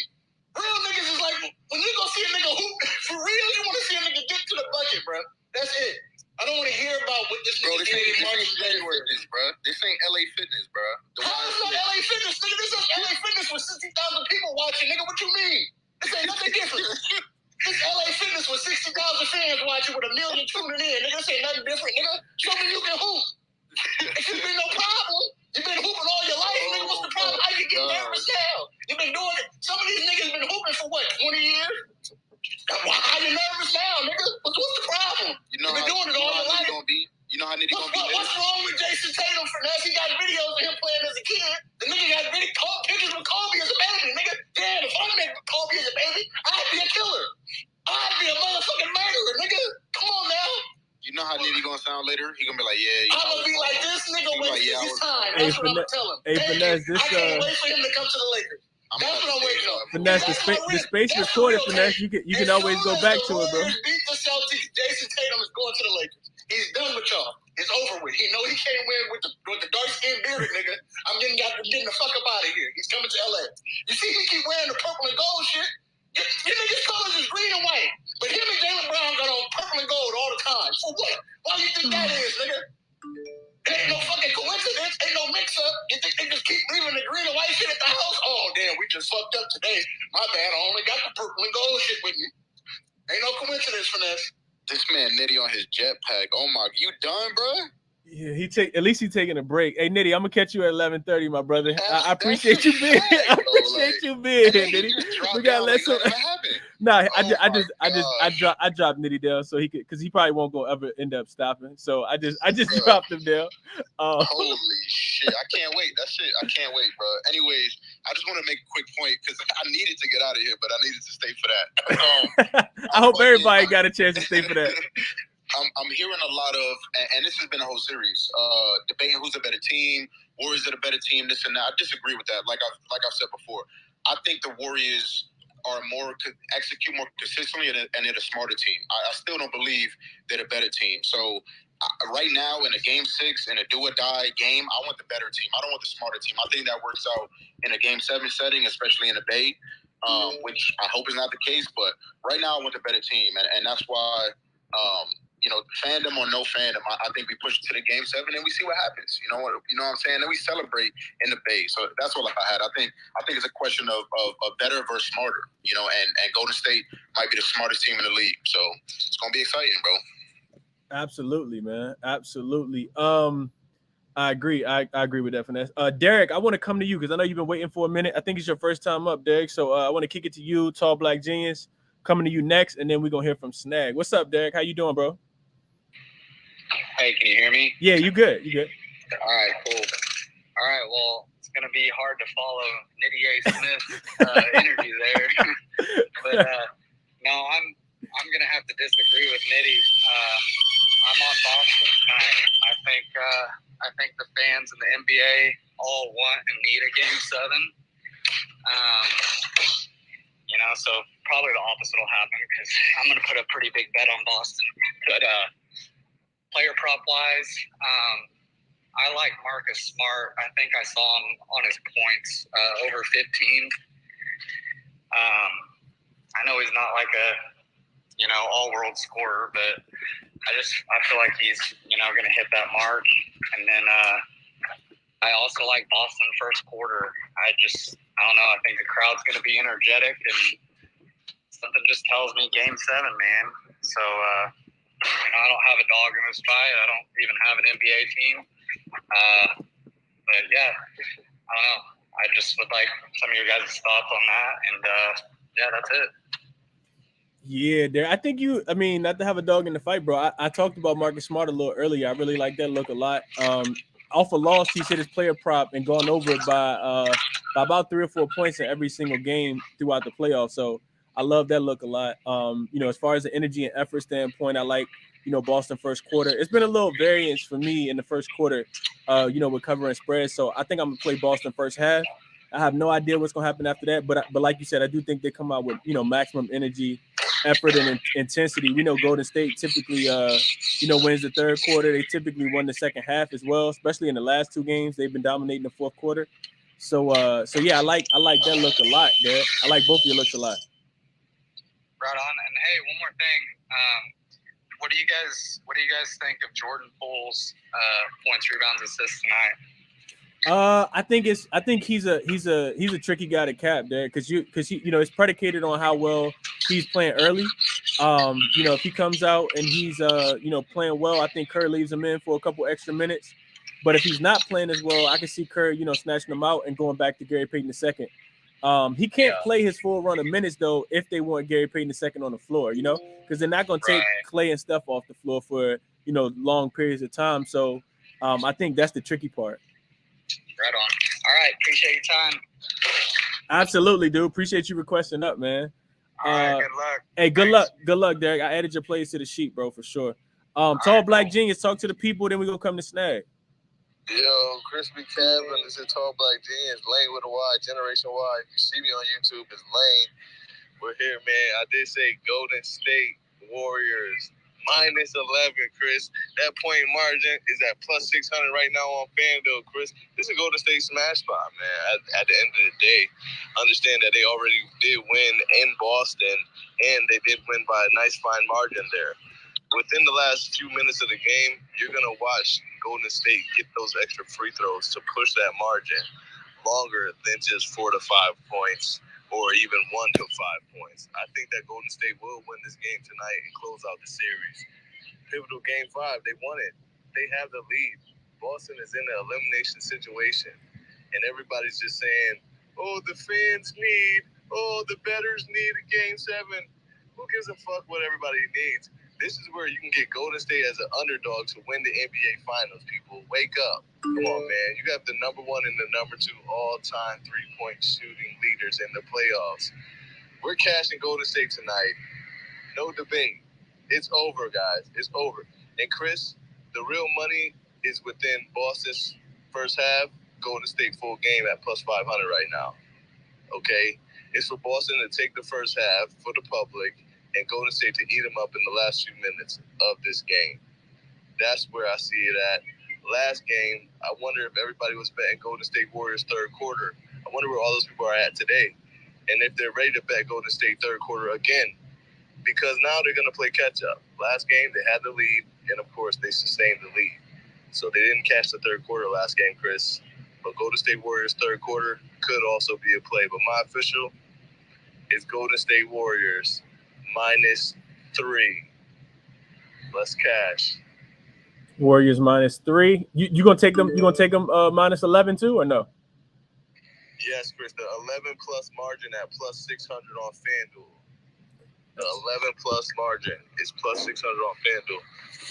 Okay. I'm gonna put you down. I had put you down for that -11. I'm gonna put you down for the -3. Go ahead, put it down, Chris. -11. This NBA Finals. This shit is over, man. Where my boy Diddy at? We live. Word. Okay. -11 official. -11 official. Okay, you got it, bro. It's down there. Snag, Vaughn, Sosa in that order. What's up? What up, Snag? I know what you about to say, but talk to the people, man. You saw what I said in the YouTube comments, man. Now that I'm finally up here, man, where's Nitty, man? Nitty gone. Nitty didn't deserve to be dropped, man. The song wasn't over. It's over tonight. I was actually quite entertained. The media need a game 7, all that other shit, man. It's over. Listen, let's be real. I don't care anybody but Finesse. This series should have been over. Finesse is the same person that told me that Derek White is a dog. This series should have been over. With that being said, Draymond won, still Warriors win. And everybody's talking about Game 6, Clay. Nah, you can leave Clay alone. Give me Curry for 40. He gonna beat the Pirates pop one more time. Steph for 4. Oh yeah, we talked about that yesterday. 40 in a win. 40 in a win for Steph was plus 1501. I don't know if the odds changed too. But yeah, I locked it in when it was plus 1501. I locked it in. Oh, bet. Okay. Yeah, so Steph 40. Ooh, that's spicy. That's spicy, Snag. Okay. Vaughn, talk to the people, bro. Yo, you hear me good? Yeah, you good. Hey, what you think about that Robert Williams double-double for plus 400? I love it. I love it, bro. I would put a sprinkle. I think him and Wiggins. I would sprinkle on both of their double doubles if I was looking for double doubles tonight for sure. Yeah, man, I like that PRA.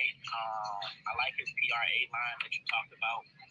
But that double-double is a little bit too juicy because I think if he played 30 minutes or more, it's no way he doesn't get the 10 points with 3 lobs, couple putbacks. I don't think there's no way he don't get 10 points if he plays what we expect him to play from a minute standpoint. So I just sprinkled on his double-double. Like I said yesterday, I was already on Marcus Smart, 20 points and 3 threes. And I took Marcus Smart first quarter points. But that's all we on, man. I ain't too heavy tonight from a lot of play standpoint. I just got a lot of units on Marcus Smart, especially that first quarter. I like him to come out aggressive. That Robert Williams double-double. And I sprinkled on the little Jaylen Brown rebound and assist at 10.5 plus 110. So yeah, man, just 4 plays tonight, man. Not a whole lot, man. We gonna cash. I don't care who win. I would love to see the Celtics win so we can get a game 7. But yeah, man, we gonna cash. Hopefully the Celtics win and then we can get a game 7 and cash on heavy in game 7. Word, that's a fact. That's a fact, Vaughn. That's always the goal, bro. I think I had you down for all that yesterday, Vaughn, except I know you added the Jaylen Brown over points and rebounds, right? I mean, rebounds and assists. Yeah, the rebounds and assists. Over 9.5? They boosted it up to 10.5, but you get 10.5 at plus money. Oh, word. Okay. All right. Bet I got you down for that too then. Hey, they put Tatum up at 14.5. Yeah, I was willing to take it at 13.5. 14.5, a little bit too much. That don't surprise me, especially in an elimination game. They think you're gonna get going for sure. Okay. Appreciate the looks, Vaughn. Hope you cash them, bro, as always. Let me come to Sosa. Sosa, talk to the people, man. I know you on Golden State. Talk to the people and tell them why. My man, how are you this evening? I'm good, bro. How you? I can't complain. Good, nice little day, man. Baseball's treating me well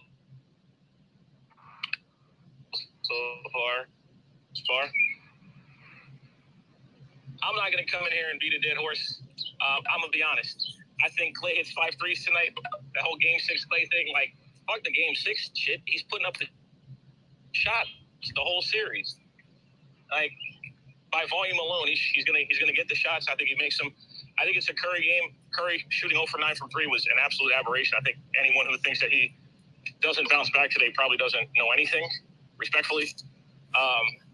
And like, listen, I think the series is over. I believe it's over. I said Golden State is 6. They executed a higher level. They dictate the shots that Boston gets. Boston is very, very, very, very, very much in trouble for not. They lack the ability to create shots for people in the confines of their offense. And if it's ISO buckets that they're forced to get, they have no chance of beating Golden State because that's just not going to get the job done at the end of the day for me. I'm on Jordan Poole, 3 plus 3s at plus 230. That cash last game at plus 250. We're going Clay 5 made 3s at plus 176. We're gonna go Golden State money line, And we Clay and Steph get to celebrate winning another championship right when Drake dropped the album. So everyone wins. You feel me? It's a nice little Thursday going into Friday. They already got the club rented out near the Mohegan Sun. So big Magnum bottles. It's a nice little Thursday night. COVID is over. No mask required. The pool party, huh? Okay. Oh no, this gonna be indoors. Oh, it's an indoor pool party. Okay, so it don't even close. The brakes off these niggas. But no, like I said, money line Golden State. And I'm rocking with Clay and Jordan Poole. I do like I get this on Daily Bread. I do like Jason Tatum to have a good game.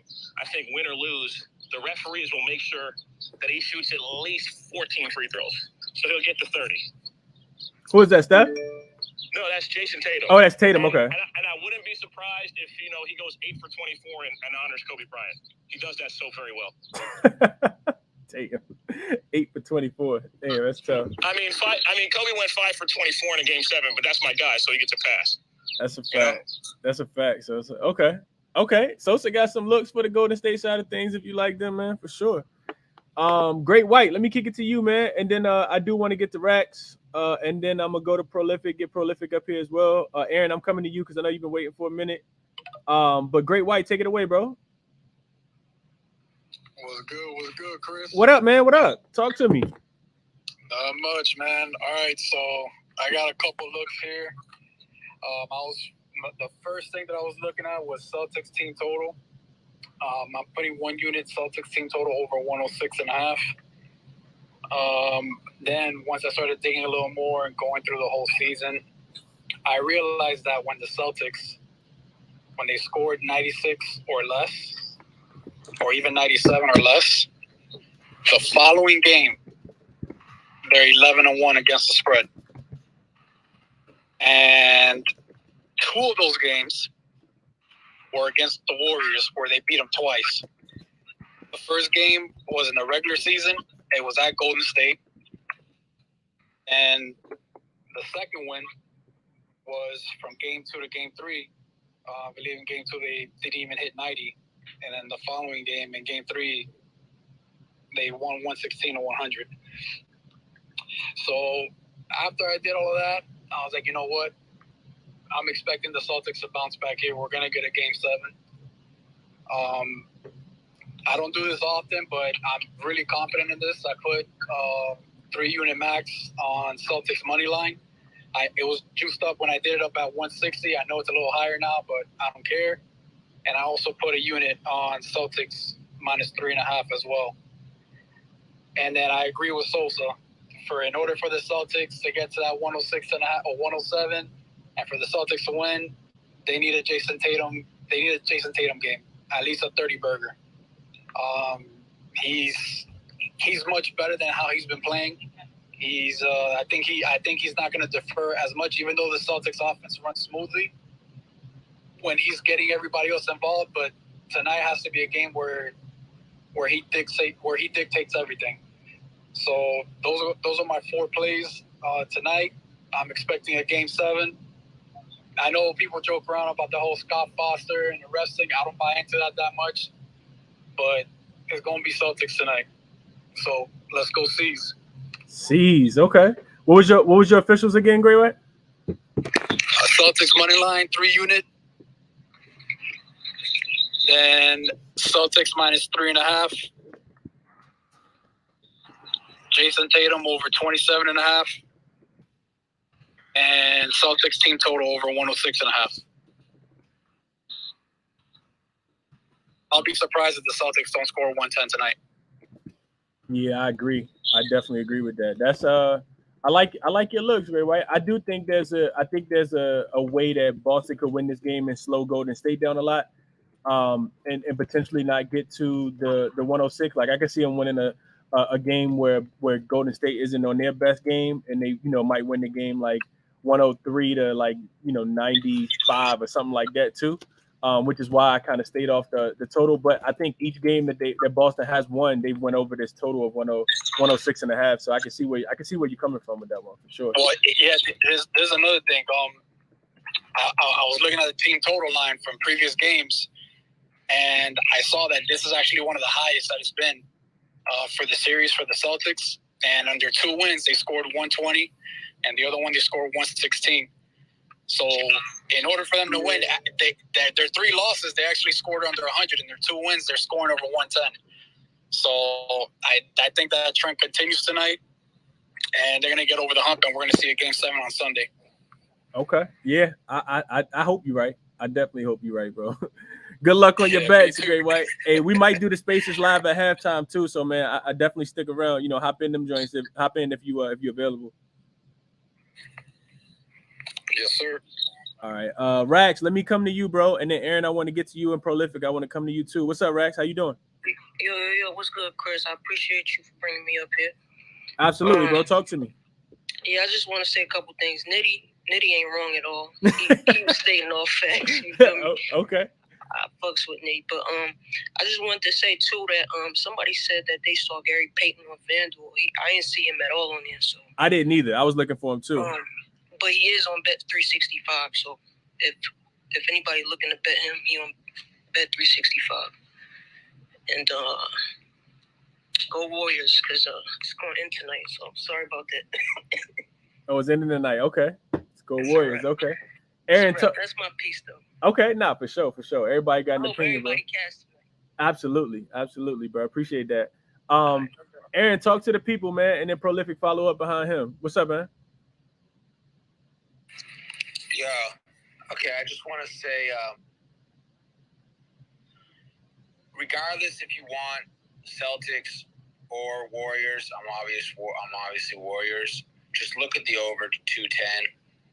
Most of these ending games, and Game 6s go over. If you look at the totals from the previous games, and also if you're big enthusiastic about the Warriors, be careful with the plus 11, because both of the big wins in this series, it was they were at 10 points. They would have just under hit. So just be careful with that.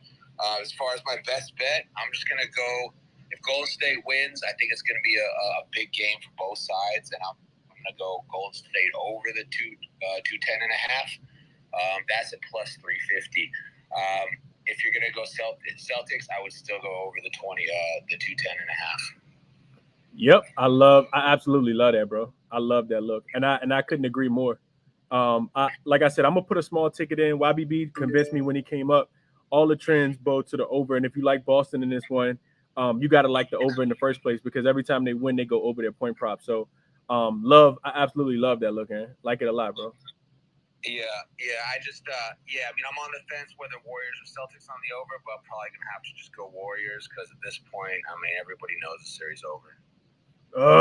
Okay. Hey, nobody believing in Boston, and I get it. Nobody gonna believe in Boston because they done wet the bed 2 times in a row. But we're gonna see what happened, man. We definitely gonna see what happened. I will tell you guys, I'm not putting $1 on Golden State to win, but that's just me. Everybody got their own opinion. Well, that's the other angle, man. Is this whether if you like the over, you can get, there's a decent spread on whether you want the Celtics or the Warriors on the over 210 and a half. So.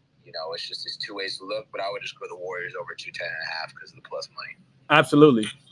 I like that. I like that you can play the over pretty much and not have to stay off a side, because realistically, no matter how much people come in here talking, nobody really knows what's going to happen. Like, you know what I mean? So like, so I like that, and I won't get into that too much, but I do like that a lot. I want to shift to Prolific, and then I'm gonna get Dino up here as well. Bro, Chris, yeah, what's up, man? Thanks for hosting, man. We all appreciate being here. It's awesome to hear everyone's picks, and just thanks for being. Keep it rallying the troops and getting us in here, man. Absolutely, bro. I appreciate you being here, man. Appreciate the kind words as always too. Good luck on your plays tonight, my brother, and appreciate you requesting up and sharing the looks, man. Thanks, bro. If you ever come to Colombia, man, mi casa, tu casa. Absolutely. Hey, I'm gonna be through there. Aaron. I'm gonna DM you, bro. Let me know what's up, for real. Absolutely, bro. Thank you, man. Prolific, talk to the people, bro. Yeah. What's up? No sides here. That dude Nitty, cocaine is a hell of a drug. Where you got that food at? Ain't no telling, bro. Nitty was turned up, man. Nitty was turned.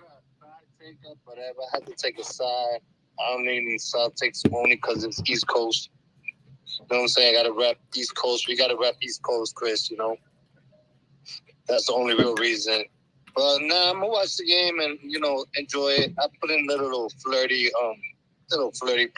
parlay, but that's about it, you know? So, and if I lose, I'm not going to get like before, you know what I'm saying? But that's it. That's all I got to say. And, you know, it's good talking. Thanks, Chris. Absolutely, Prolific. Appreciate you being here, bro. For me, Prolific, I ain't even looking at the side, man. Like I know people that came up here and spoke their piece, and I always like to say, like, just to mention this, like, and I typically don't do it in my space. I do it in other spaces that I'm in, but you really got to be able to formulate your opinion and be able to stand on it. You know what I mean? Like, don't go to ESPN listening to Stephen A. Smith and JJ Redick, or Fox Sports listening to Skip and Shannon.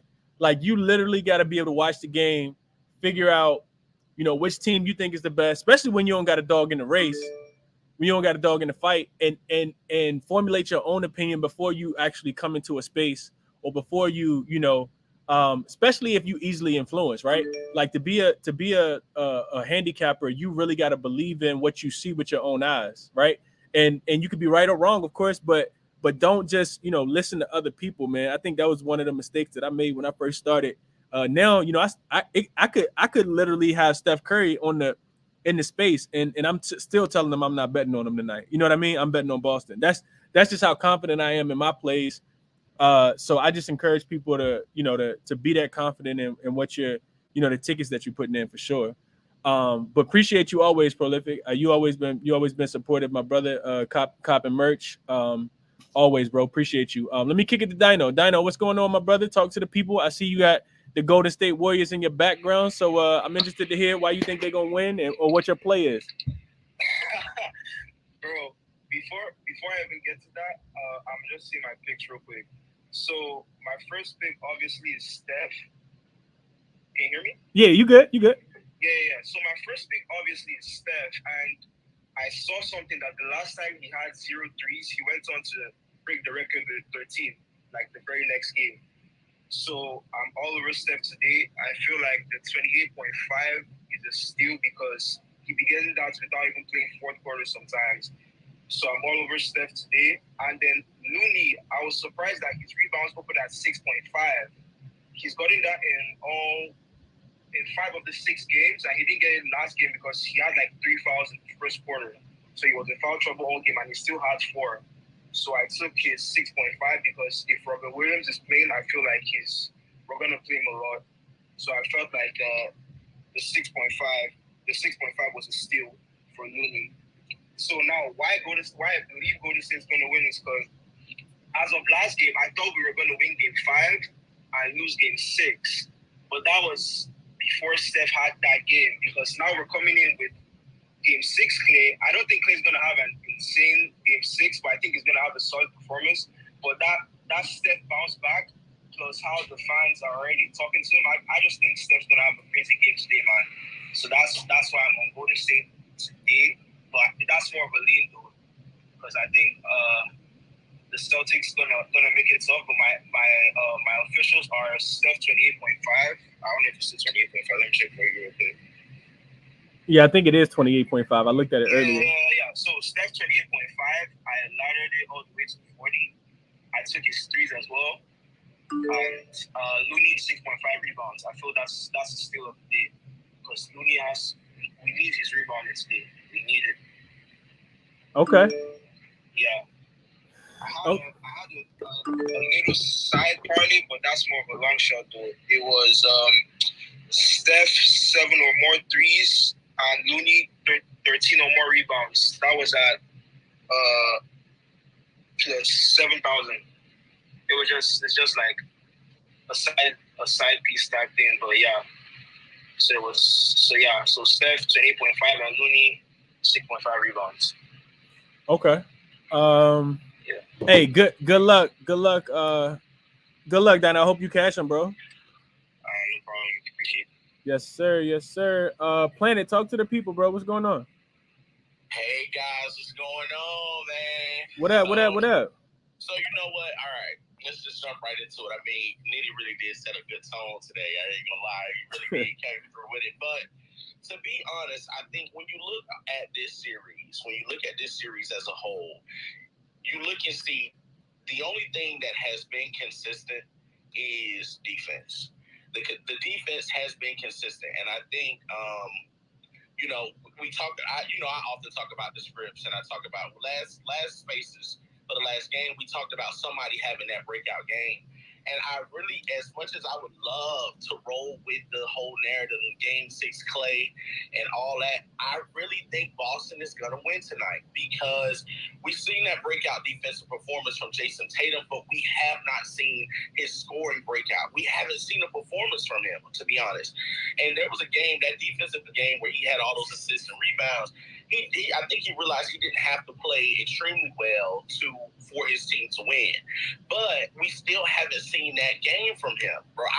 Maybe I could be wrong, but I don't think we've seen that from him. And I think we have to see that from him to keep that conversation alive, that he is going to be one of the future NBA players that we're going to continue to discuss over the next few years. And I really think tonight, I know that Game 6 Clay thing is big, but if you know it's big, then we got to come up with a strategy to shut that down. To be honest, I think you got to come up with some type of defensive strategy to shut that down. So I really go play, what I've been playing, because this is the only thing that's been consistent, is the rebounds. The rebounds have just been consistent throughout this entire play. And tonight, I would look forward, if the Game 6 narrative is true, then I would look forward to Steph having a lot of assists, because he's had his moment, and I think it's time for other people to have theirs if we go with that narrative. So I'll be on his assist tonight. I would have cashed, man, a 10,000 parlay. Plus 10,000 if Looney would have got his rebounds, bro, but he didn't, and so it kind of screwed me over. But I'm not going to be greedy tonight, because last game, man, I was so greedy, dog. Tickets looked stupid from Looney. Somehow he ended up on every ticket I had, and so I got screwed. But I'm going to keep it simple tonight. I'm going back to the well of the rebounds. Rebounds from Wiggins, rebounds from Jason, Jalen. I mean, everybody got to play their heart out tonight. One team could close it out, and one team could extend it. So I think, somebody got to get the ball back. So rebounds, I think, is the consistent win here. Put you together a rebound parlay, because that's what's going to happen. And but I think the Celtics might win tonight. I really do. I really do think the Celtics might win tonight, and that's where I'm at with it. Okay. So what was the official again? Or do you not want it? I don't got to write it down. You know what? It's so crazy, because I feel like I was waiting on this game, but I'm really chilling. After I got crazy burnt last game, dog, anything can happen tonight. Honestly, anything can really happen tonight. And so I'm gonna just go. I'll keep it simple. I'm gonna ride with Jason Tatum tonight, man. I think that man gonna have some rebounds and Jalen. I'm just rebounds. Chris, don't put me down for nothing. Don't put me down for nothing. Okay. Word. Nothing. I'm gonna roll with the nothing this time, but I am on rebounds, so I'll put together some parlays for that, because I think that's the most consistent play tonight. But I don't know how this game gonna go, bro. I really don't. I don't think anybody does. You just said that. Facts. It's so unpredictable, because it hasn't been any consistency throughout this entire playoffs. Like, you can't really call this. Finals. You really can't call this. I really don't know how anybody's calling it, to be honest, because it's just been so inconsistent. It's been all over the place. Nobody expected, some of these players to come in and do what they've been doing. It's like, where the fuck you been at all game? So, and Derek White's performance last game, 1 point, after you've been doing so well. So, it's just been a little weird, a little mix up. And I also want to say this real quick.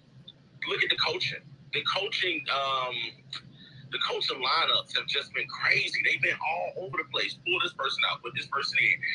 And it's just been good coaching like that. So, it's been risky. And so I don't know what to think for tonight. I don't know how anybody even put something together outside of the rebounds, man, because the assists been trash. And the points been trash. If you've been putting together parlays, you put together 22, and Buddy supposed to get 23, you've been screwed. So that's a fact. You're supposed to get 28, and motherfucker get 20, and you like, what's going on? So that's what I'm on. Rebounds, they've been consistent. That's where the money is, because somebody got to get the ball back. I would love a rebound parlay for Chris, man, because he gave me one all the finals. And he gave us the stars will be stars. So I think tonight, go ahead and get off that horse, Chris, and do that thing. Hey, bro, that's because everybody been so inconsistent, man. But I did talk about that. You probably won't hear in the beginning, Planet. I want to get the bow real quick. Then I do want to put together a little small parlay before we shut it down. So let me get the bow real quick, and then you can stay up here, Planet, and then we'll put together that parlay real quick. Just something small. Bo, go ahead, talk to the people, bro.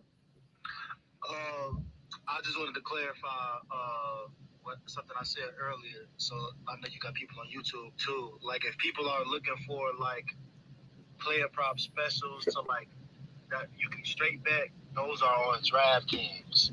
DraftKings got awesome value all up and down in their player prop markets for like the first quarter, the first half, even like just the hybrid prop games.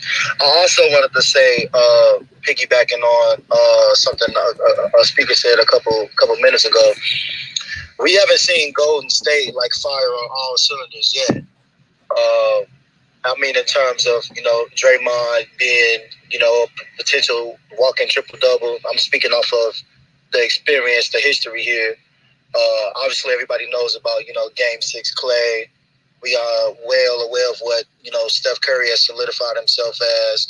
And then you got to factor in the fact that these guys got this young guy, Jordan Poole, as well. So, like I was saying earlier, I do expect Boston to come out and put out a big fight in the first half. Like, if I was a half quarter better, I would definitely like those. Today would be the day for that, in my opinion. But I think in that second half, we're gonna see Golden State like just get the ball rolling, and I think it's gonna be a plethora of everybody. I'm probably going to sprinkle on the Draymond triple double. I heard somebody say the under 7.5 points. Like I said, in my personal opinion, Draymond hasn't had a game yet. And if Draymond's going to do it, he's going to close out. Nobody's expecting that either. Everybody's worried about Clay. Everybody's worried about Tatum. Like, if Draymond comes down and finally has a finite moment today to wrap this series up, like, it makes the most sense to me. So, and again, somebody also spoke on the win margin. He was definitely correct about the Warriors coming up winning one game or two games by 10. But even on Boston's side, any team that's won, most of these games have been all of these games have been a win margin of 10 plus. So if you rocking with Boston tonight, I'm not trying to talk you off of that. Look at the win margin. You know what I'm saying? I like the win margin either side, because that's what the series has been. I don't expect it to be a close game. Either way it goes, I'm expecting it to be plus 11 either side. So good luck to everybody, and again, let's cash, man. Absolutely, yeah, bro. That's an excellent point, bro. I'm glad you mentioned that, because, like you said, all of the games have won by margin. We talked about, whatever side you like, just go ahead and take them, plus 6.5, plus 7, plus 8, all the way up to plus 10, because, Boston wins by margin, Golden State wins by margin, unless we get that close game, So you take that information and do what you want. Real quick, that parlay I was talking about. Parlay we was talking about real quick. So this is what I got. Planet. I got and I'll tell you guys why I like what I'm putting together. And I think there's a couple more I wanted to get in here as well. Yeah, okay. All right, so I got a 5-leg that's 1833 right now. Feel free to take what you want, leave what you don't. I'm gonna start by saying I don't think Clay goes off tonight. That's just me. So I'm taking this under 20.5. Desperation game for Boston. I know Bo actually made an interesting point. I think this is the difference between whether you like in Golden State or like in Boston. If you think Boston if you are of the mindset that Golden State as a team or their players haven't had the greatest game yet, then you also are of the mindset that Boston's defense is just, not that great. I actually think that, and it might be because I picked Boston to win the series, that I actually expected Golden State not to be hitting on all cylinders. I thought this was the best defense that they played. I don't look for everybody to go off, at the same time. And for them and Golden State to get to 125, 130 points. I think Boston's defense is just too good for that. So the first play is going to be in this parlay is going to be Clay under 20.5. I like that they put his points up. I think Steph, bounces back, and they get offense from other places. i.e., Wiggins continues to have a really good game. So give me Clay under 20.5. Give me Robert Williams over his 7.5 points because the minute cap comes off in the back to back, back to the wall type performance. I think the team. Well, I know the team that has won the points in the paint in these games have also won the game every single time. So if Boston can, get some lobs to the rim, I like Robert Williams to go over, just to get 8 points. So far we got Clay under 20.5 with Robert Williams over 7.5 points. We talk about Marcus Smart bouncing back in all these games and being ultra aggressive as well. I like Marcus Smart a lot tonight. I think that correlates with maybe Jason Tatum assists. We know when his assists go over, Boston typically wins. So if Marcus Smart is able to get 16 points, which he has in every game that they've lost the following game, so I like that look a lot as well. Clay under 3.5 rebounds is another look that I really like. Clay hasn't had 4 rebounds in the finals at all.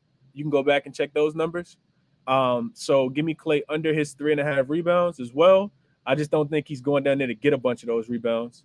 Even with Gary Payton in the game, Gary Payton already had 5 rebounds last game, and he only played 26 minutes. And he already got it. So I like that look a lot. And then give me Marcus Smart under the 5.5 assists. He's just not facilitating. They got the ball in Jaylen Brown hands. They got the ball in, Jason Tatum hand. So Marcus Smart, I don't think. Shout out to Ronald. I think Ronald gave out that stat. I don't think Marcus Smart has hit his 5.5 assists a lot at all in this postseason. So they're not letting him, come down and dictate the offense and get things flowing. So Clay under 20.5 with Robert Williams over 7.5. With Marcus Smart over 15.5, Klay Thompson under 3.5 rebounds, and then Marcus Smart under 5.5 assists. Parlayed together is 1833. 5 things is a lot. I don't even put 5 things together, but that's what I would cook up if I had to put together, if I had to run a little parlay. I do think that you probably could add, you could add Steph threes in there if you want to, even though, a lot of the misses was because Boston played him really well. So I'm interested to see. And they got his line sitting at 4.5. We know he's going to shoot about 12 of them for sure. So can he make 5? Absolutely. He can make 5.5. But, so you can add that if you want to. I'm not adding it. You can add Wiggins over 1.5 threes. He's been hitting the threes, pretty well. You can also add Tatum. We know he's been hitting his threes over 3.5. If you wanted to add that, you can. Don't get too greedy though, because remember, one of these things lose and you hit. So I like to make sure people understand that as well. And really that's it. That's what I got. If you add, let's see, I added Tatum over 3.5 threes on there. If you add Tatum 3.5 threes, that brings it to 4209. That's actually not, worth a little, a little pizza money. Whatever y'all want to put on it. I wouldn't put a whole unit on it. I wouldn't even put a half unit on it. My parlays, I typically do like a tenth of a unit. So that means if you're $100 better, put $10 on it. If you're $1,000 better, put $100 on it. Yeah, that's what I would do if I was y'all. Just something small. I'm not into losing money or giving money back to the books. Y'all know how I feel about that. Yes, I can say the parlay one more time. So I just got a DM. So the parlay is Clay under 20.5 points. Feel free to, take that out if you think it's Clay Day for game 6, but I don't. Robert Williams over 7.5 points. Marcus Smart over 15.5 points. Klay Thompson under the 3.5 rebounds. He hasn't had 4 in this series yet. Marcus Smart under the 5.5 assists. He hasn't cleared that number yet. And then the last leg was if you wanted to, you can add it if you want to. Tatum over 3.5 threes is a look that I like a lot as well. So yeah, that's what the 5 was that 6. That's 6 legs now with Tatum. Clay under 20.5, Robert Williams over 7.5 points, Marcus Smart over 15.5 points, Clay under the 3.5 rebounds, Marcus Smart under the 5.5 assists, and Jason Tatum over 3.5 threes. You can add Steph threes if you want to. You can add Clay. You can take Clay points from under and put it at over. You can add his threes if you want to. Do whatever you want to do with it. But them legs that I really, really like, and I'm gonna put something small on this ticket. For some reason, it won't let me play it. That means it's definitely probably gonna hit. But yeah, it won't let me play it for some reason. But yeah, that's what I got, man. I hope you like that, Planet. Hope you like that, my brother. Let me see. I got Anthony Pretty Boy Taylor in the building. Let's see what Anthony like or what question he got before we wrap this thing up. See if I can get you connected, Anthony.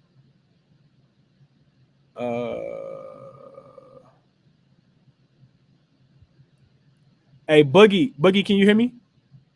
Yo, man, I missed the whole space. I just woke up, yo.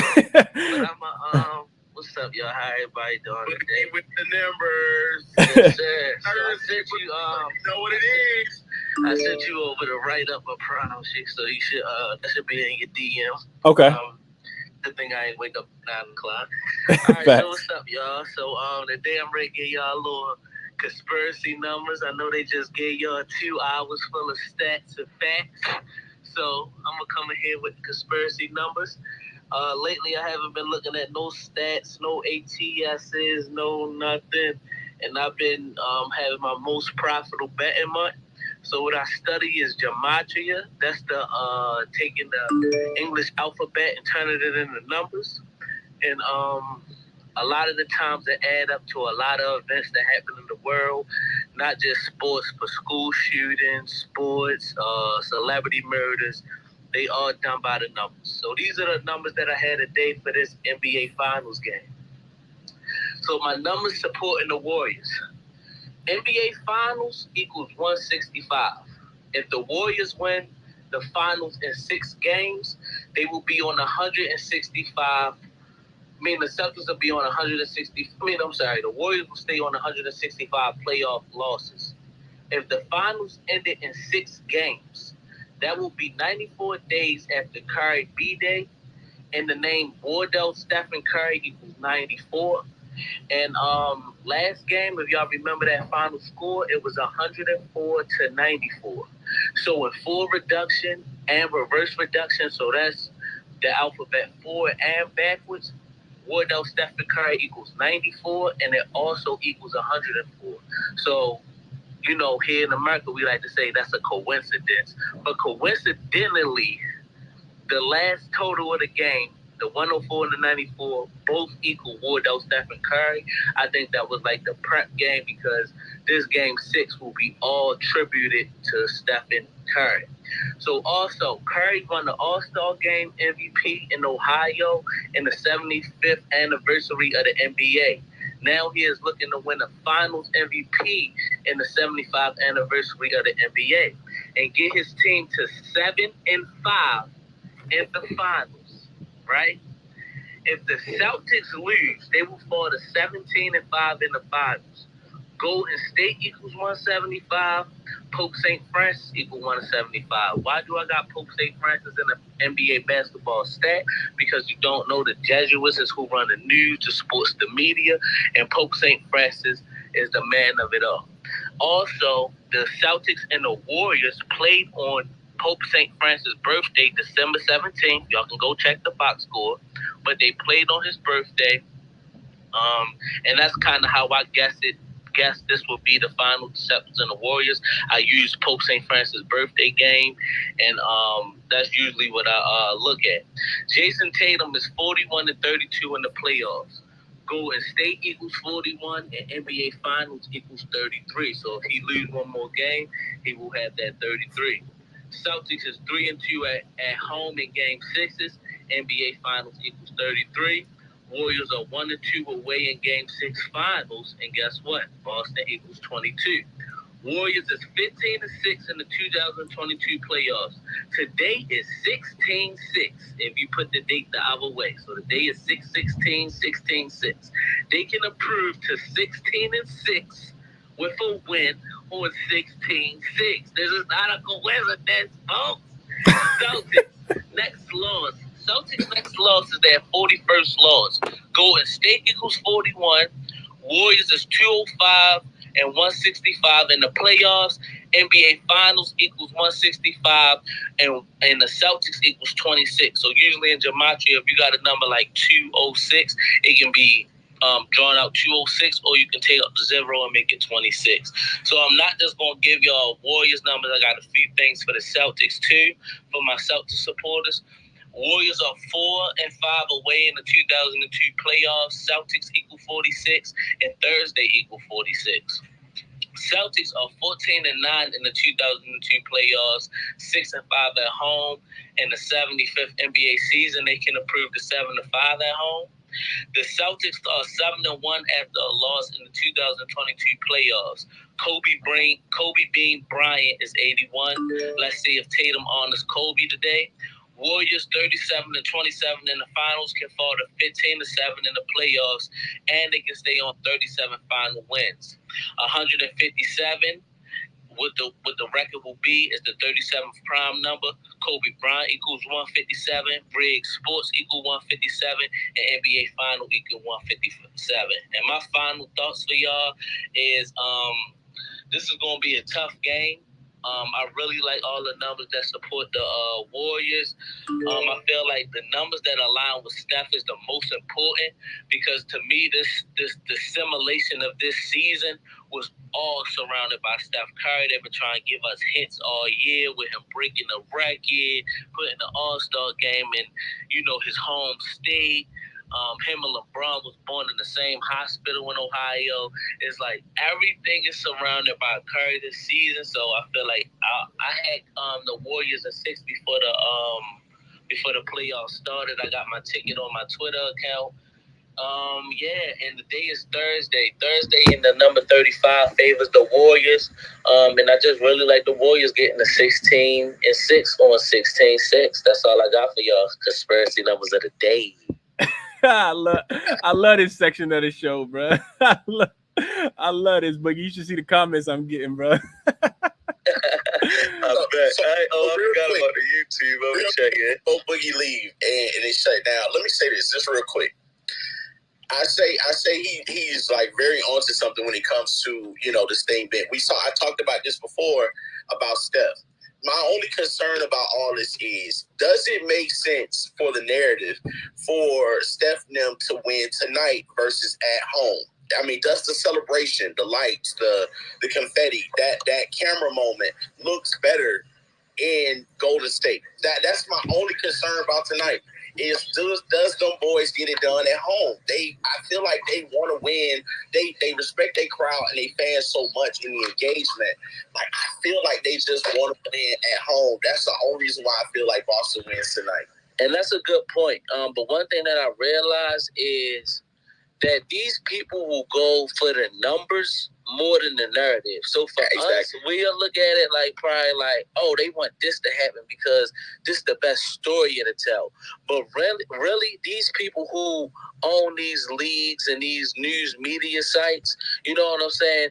They get horny by these numbers. One thing that y'all can look at, this is one thing that really got me on the studies. It is a movie out called Murder by Numbers. Y'all can Google it. When you Google Murder by Numbers and you look at the cover of the movie, it will be a number 38 on the cover of the movie, right? This what I use to look up all my numbers is called a gematria calculator. Y'all can Google gematria calculator.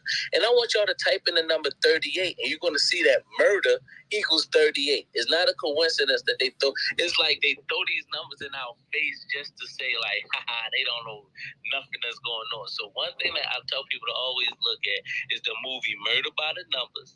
Look at the number 38 being on the cover, and then go search 38 and see that 38 equals murder. So it's like, at first I used to look at it like narrative, but like sometimes the narrative don't always go how we think it's going to go. But one thing that always aligns is them numbers. They love the numbers because the same people that made up the English language and the calendar also is the one who control these games. So that's why usually is aligned with the calendar, is aligned with certain words. And like a lot of these words, like a lot of these numbers don't have tons of like, there's only a certain numbers that have like tons of superstar names that's attached to them. Like, it's just scary how these numbers work. And it's just so happened, one thing that I sent Chris is the first game, right? So the first game that was played in the series, right? The Celtics and the Warriors finals, right? So on that day, Joe Biden, right? He did a speech for 17 minutes. Y'all can go look. This was June 2nd. Joe Biden did a 17-minute speech speaking on one of the school shootings, right? He said the number 17 numerous times in that speech if y'all go watch it. 17, 17, 17, 17. On that same day, Boston had a 17-0 run to come back to beat the Warriors. Not only that, if y'all look up, Joe Biden's Secret Service nickname is Celtic, right? So on the day that Joe Biden did a 17-minute speech, he said 17 so many times. Definitely if you go to the 8-minute mark of that video, you're going to see how much he tried to cram the number 17 into that speech. And on that same day, the Celtics go on a 17-0 run. And the final score was like 120 or something. But that 120 equals Kanye West. And Jaylen Brown signed to Kanye West a couple days before. So it's like, it'd be just small stuff like that that I always catch and be like, really? Like, come on, y'all. Word. Hey, you hey, you getting some love over here on the YouTube channel, on the YouTube channel for sure. But yeah, I think a lot of people just mind blowing in general, bro. It's next level stuff for sure. And I know you be sending it to me. I'll be trying to check it out when I get a chance for sure. Real quick, what else did I thought it was some other YouTube comment I wanted to read too, but I can't find it. Officials for me though, if y'all jumped in late, man, I'm on Robert Williams points and rebounds over 16 and a half. I'm on I haven't put the ticket in yet, but I'm gonna play the parlay that I just gave you guys as well. And then last but not least, the parlay, it's a small parlay. Only reason I'm parlaying because it could be the last night of basketball. And I am going to go official with the Boston first half, -1.5, -2.5. I like both of those numbers. I'll probably stay off the quarter, but I could see them winning the first quarter as well. I think if Boston losing this game at halftime, it's probably over. We've seen Golden State be the better team in the third quarter every game in this series except the last one. If you wanted to play Boston second quarter, I couldn't talk you off of that, but I'm not putting that bet in prematurely. But yeah, man, enjoy it though. More so than anything, man. Like even if you don't even put in a lot of bets, or you just put in something small, like enjoy the game, man. It could be the last one we get for a while. But yeah, I see what it was, bro. I know what it was. Somebody said you got to do a collab with Tall Black Genius, and y'all got to do a podcast about whatever pick y'all play, so the people can hear it, bro. That's what it was. No, definitely. I fuck with Tall Black Genius. Yeah, for sure. I think I got an official, Chris. What up, man? What you got? All right, it's a little 7-leg. I ain't gonna lie to you, but it's all rebounds, and it's all based off the numbers 5 and 6. And when you look at it, I'm gonna just give you a perfect example. Looney, right now, last game horrible, but his rebounds at over 9.5 was just 235. It was just 235, and I learned last game with that number, with that 35 and that 6, take it to 1 under. So I'm gonna go 8.5 rebounds for Looney at 162 for sure. So my rebound parlay is gonna be Clay over 1.5 rebounds, Tatum over 5.5, Al over 5.5, Jaylen 4.5, Looney 8.5.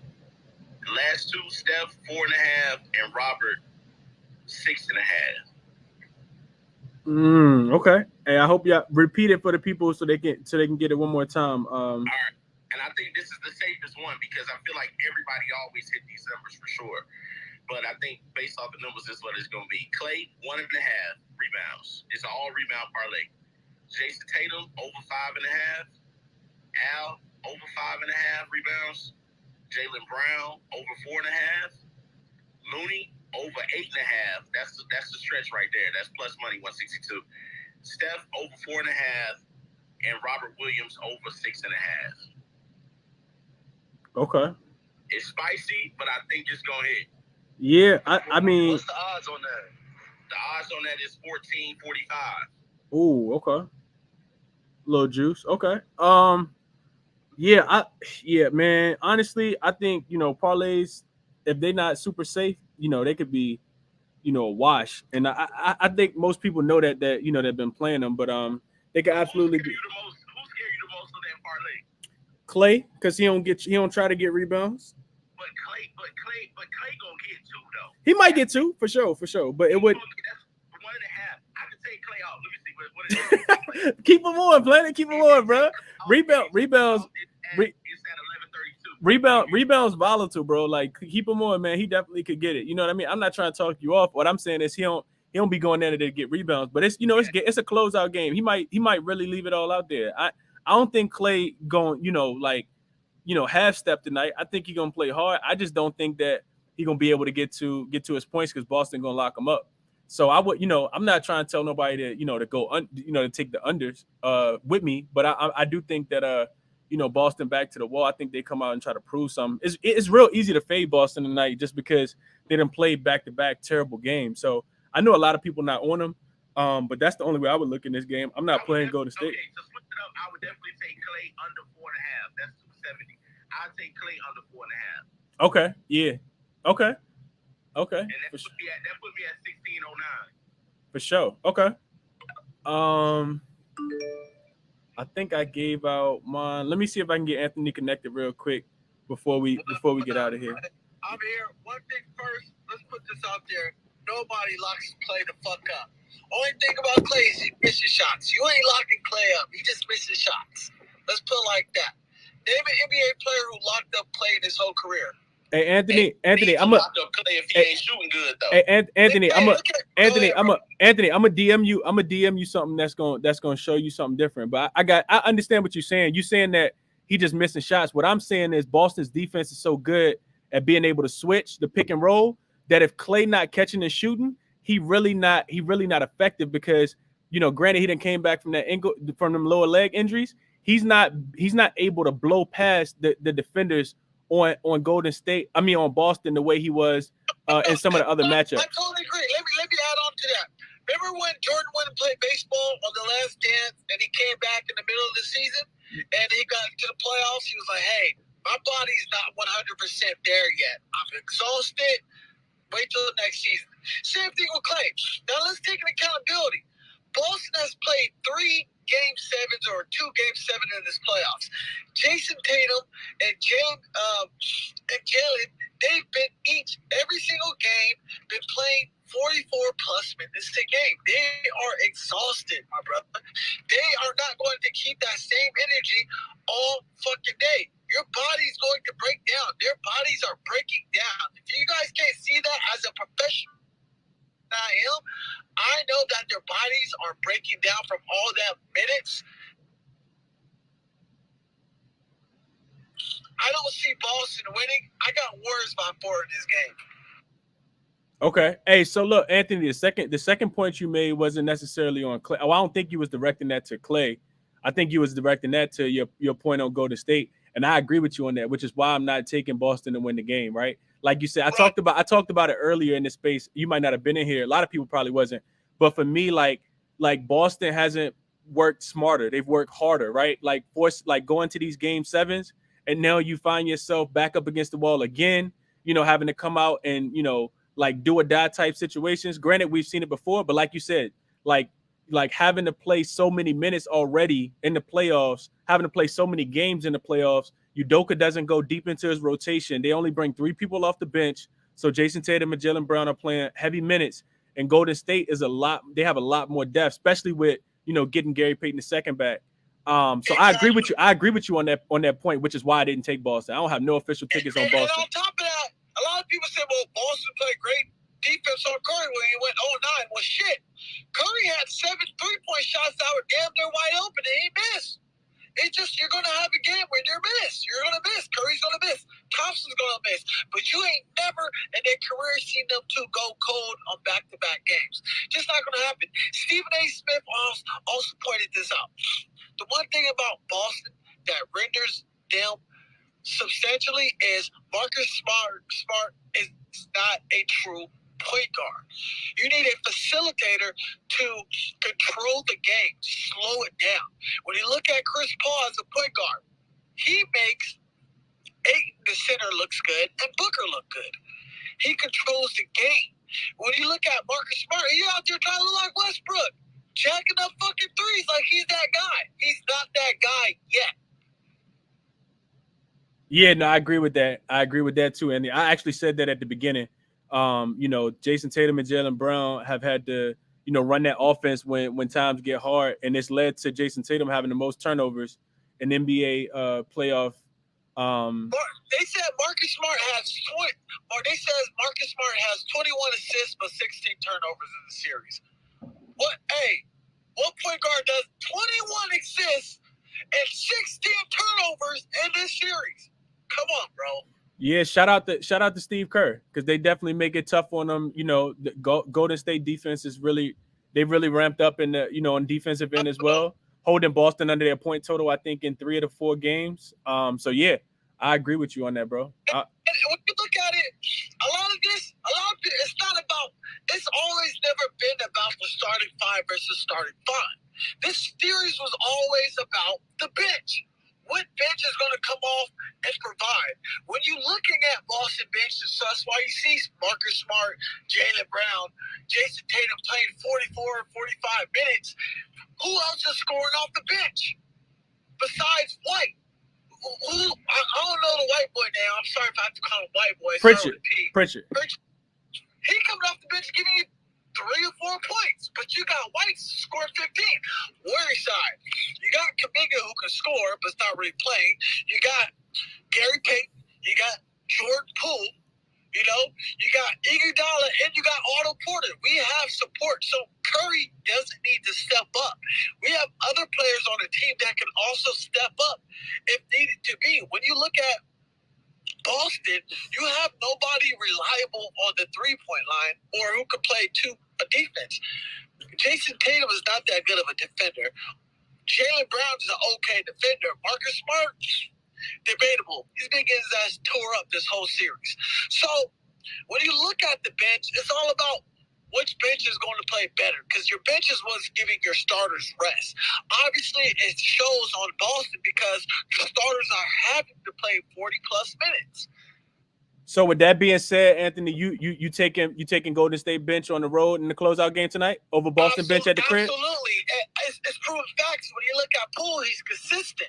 When you look at Porter's been knocking down big shots consistently. When you're looking at Gary Payton, he's dropping big shots down the line. Gary Payton, I'm not going to say he's as good as a defender as Marcus Smart, but they're on the same tier down there, but not to Marcus Smart standards, But the difference is Gary Payton is making key plays. Marcus Smart is not. And that's the difference of the bench. Role players are knocking down big shots. Right. No, I think you make a valid point, my brother. One thing I think is going to be interesting too is do we see any adjustment? Because by this time in the series, it's really hard to make adjustments, right? Like teams just are who we thought they were. You know what I mean? While I agree with that, it's gonna be interesting to see if Udoka does anything different in this matchup. You know what I mean? He's gonna try to emulate the same style, but he also is aware that his starting 3 are exhausted. Their body is taking a lot of punishment. Yeah, you can keep that same play and lock Curry up, but then you got Wiggins. Okay, you want to double team Wiggins? We're going to kick it off to Clay. The thing about the Warriors is they can match you. Hey, big wall, let's play little wall. Big bang, take little bang. You want to go your 5? I'll go a whole starting 5 that can all shoot threes and spread everybody out. I can take out Rob Williams, whatever his name, the center, Horford out. The only person who can control this game to me, bro, is Horford. For a big man who can shoot a 3 and rebound, that poses a dangerous threat to the Warriors because you're stretching them out. Right. If you look at the first game, Horford killed the fucking Warriors off those 3s and rebounds, and look how much we lost. The third game, Horford killed us on the 3s and rebounds. He's the only one who's been really killing us. The Warriors have not been worried about Jason Tatum and Jaylen Brown. There's always been Horford who's been hitting key shots. Yeah, I agree, bro. I agree. Him and Robert Williams. I talked about the plus minus for Robert Williams being the highest on the team. If he's able to stay in. But yeah, Horford got to show up tonight if they're gonna stay alive. Because in the wins he looked good, in the losses he looked terrible. I think he had 2 points last game if he even scored. So yeah, I agree with you on that part as well, Anthony. Good luck on. I got Draymond Green with 10 plus assists tonight. Oh look, This is going to be a very high scoring game. Curry's not allowing this to go to Game 7, and don't be surprised. Look, it's 3-2. Warriors don't win, they don't win. But I guarantee you, Curry, Clay, Wiggins, they gonna be each shooting at least 10 to 15 threes apiece. They go balls out. They like, hey, if we ain't gonna go balls out tonight, shit, we'll go balls out on Game 7. They gonna go all the fuck out today. Because they were like, well, if we don't close it, we got Friday, Saturday, we got 3 days to the next game. They coming in hard like they did in Cleveland on Game 6. I'm sorry, Boston fans. The Warriors is taking this. They got more energy and more versatility. Curry's well rested. Curry only played 34, 35 minutes? But you got fucking Jason Tatum played 46 minutes last game. Who's well rested? Curry's in great shape, and he hasn't been playing that much minutes. And it's all going to come down, how are the big men going to control the paint? That's going to be an issue with Boston. yeah. The team that's won the points in the paint has won the game each and every game throughout this series. I appreciate your looks, Anthony, for sure, bro. I hope you cash them because I don't got nothing on the opposite. But Draymond getting 10 assists, I don't think that's happening tonight. We're gonna have to see what happened with that one. But yeah, let's leave it at that, man. I will tell you guys one more time, especially if you're new to the space. It's some tweets that's actually posted up top. The middle one is the chalkboard community where you can find all my plays. It's free.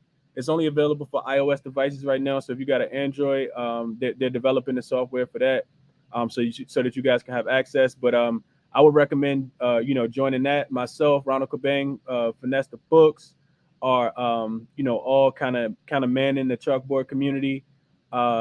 Baseball plays, basketball plays. Ronald does WNBA. Finesse does UFC. So it's a lot of stuff going on over there. As always, if you guys ever want to support the work that I do, utilize the link in my profile in the link tree. The ChrisBeCappinn store is on there with all the logo T-shirts, the hoodies on there as well. Appreciate everybody for supporting throughout the whole year, man. Like I said, if we got something live, I'll make a spaces at halftime, give y'all what I'm looking at.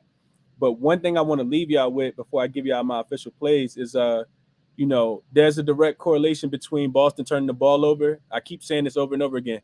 Direct correlation between Boston turning the ball over and Golden State winning. Every game that Boston has turned the ball over at least 16 times, they've lost the game in the playoffs. Every single time that they haven't turned the ball over 15 times, they won the game. So, like I said, at halftime, if they got 9, 10 turnovers, they probably gonna have 5 or 6 more. You might want to look at Golden State. If they aren't turning the ball over, it might be a good time to put a ticket in on them because that's going to be the adjustment that they need to make. They turn the ball over, Golden State scores. You can't give Golden State easy baskets, especially with how good their defense has been recently. So that's what I want to leave y'all with. My official for the game is Robert Williams over 16.5 points and rebounds. Just a half unit play for me. Player props are extremely volatile, so I'm not going crazy. I really like Boston first half, -1.5, -2.5. Just to come out swinging early in this game. I don't know what's going to happen in the second half, but I do think that Boston kind of leaves it all out there, especially early in this game, backs up against the wall at the crib. I think the Garden going to be rocking. And then I talked about the parlay that I had put together real quick. I'll give you guys that one more time. I think I still got it up. That parlay is Clay under his 20.5. I don't think he goes off tonight. Robert Williams over his 8.5 points. Marcus Smart over his 15.5 points. Clay under his 3.5 rebounds. He hasn't had 4 rebounds throughout the whole playoffs. And Marcus Smart under his 5.5 assists. He hasn't hit that number in this series at all either. And then if you want to add Steph threes in there, you can. They're sitting at 4.5. So if you think he hits 5, he's probably gonna shoot 10. And And or if you want to add Tatum threes in there, I think, Tatum either you're going to have a really good game from 3 or a really bad game from 3, but it's over 3.5. If you add Tatum over 3.5 threes in there, it takes the parlay to plus 53.62. So plus 5,362. What's that like 50 to 1? Yeah, 53-1. So yeah, it might be worth a sprinkle, but I really like those 6 things. I'm just, putting something small on that. Not a lot. Whenever you need 6 things to go right, they probably won't, which is why I don't parlay. But it's the last game of the season, so I wanted to put something in. I'm also about to go cap these baseball games real quick. To see if I can find some value in these late games tonight before the basketball game actually starts. So definitely join the chalkboard community if you want the baseball plays. I am probably gonna tweet them out too, but yeah, come over there. We still trying to build a pretty dope community over there. Appreciate y'all for rocking with me as always. Spaces at halftime, most likely. But if not, man, I might do like a wrap-up session if we don't get another game and Golden State closes it out tonight. I might do like a wrap-up game, wrap-up spaces or something tomorrow. But yeah, baseball, I'm not gonna do spaces every single day. It's too much. Plus, I'm about to take a couple vacations for like a month. So yeah, I won't do a baseball space, but I'll be tweeting out baseball plays. And yeah, I think that's it, man. Y'all definitely DM me if y'all got any questions or anything, though. And that's it. Y'all have a good night. Good luck on all your bets and halftime spaces. If we get a really close game, and I think I see something that I really, really like that I want to pass out. Appreciate y'all for rocking with me as always. Shout out to all the speakers, NBA props. Reduce, you didn't come up here, but Boogie was up here, man. I can't go through the list of all the speakers. It was a lot of people. Matter of fact, they all gone now. But yeah, shout out to everybody who came up and spoke, man. Appreciate y'all as always. I see you, VG, spreading love the Brooklyn way. Y'all have a good night, man. Good luck on your bets as always. I'm out.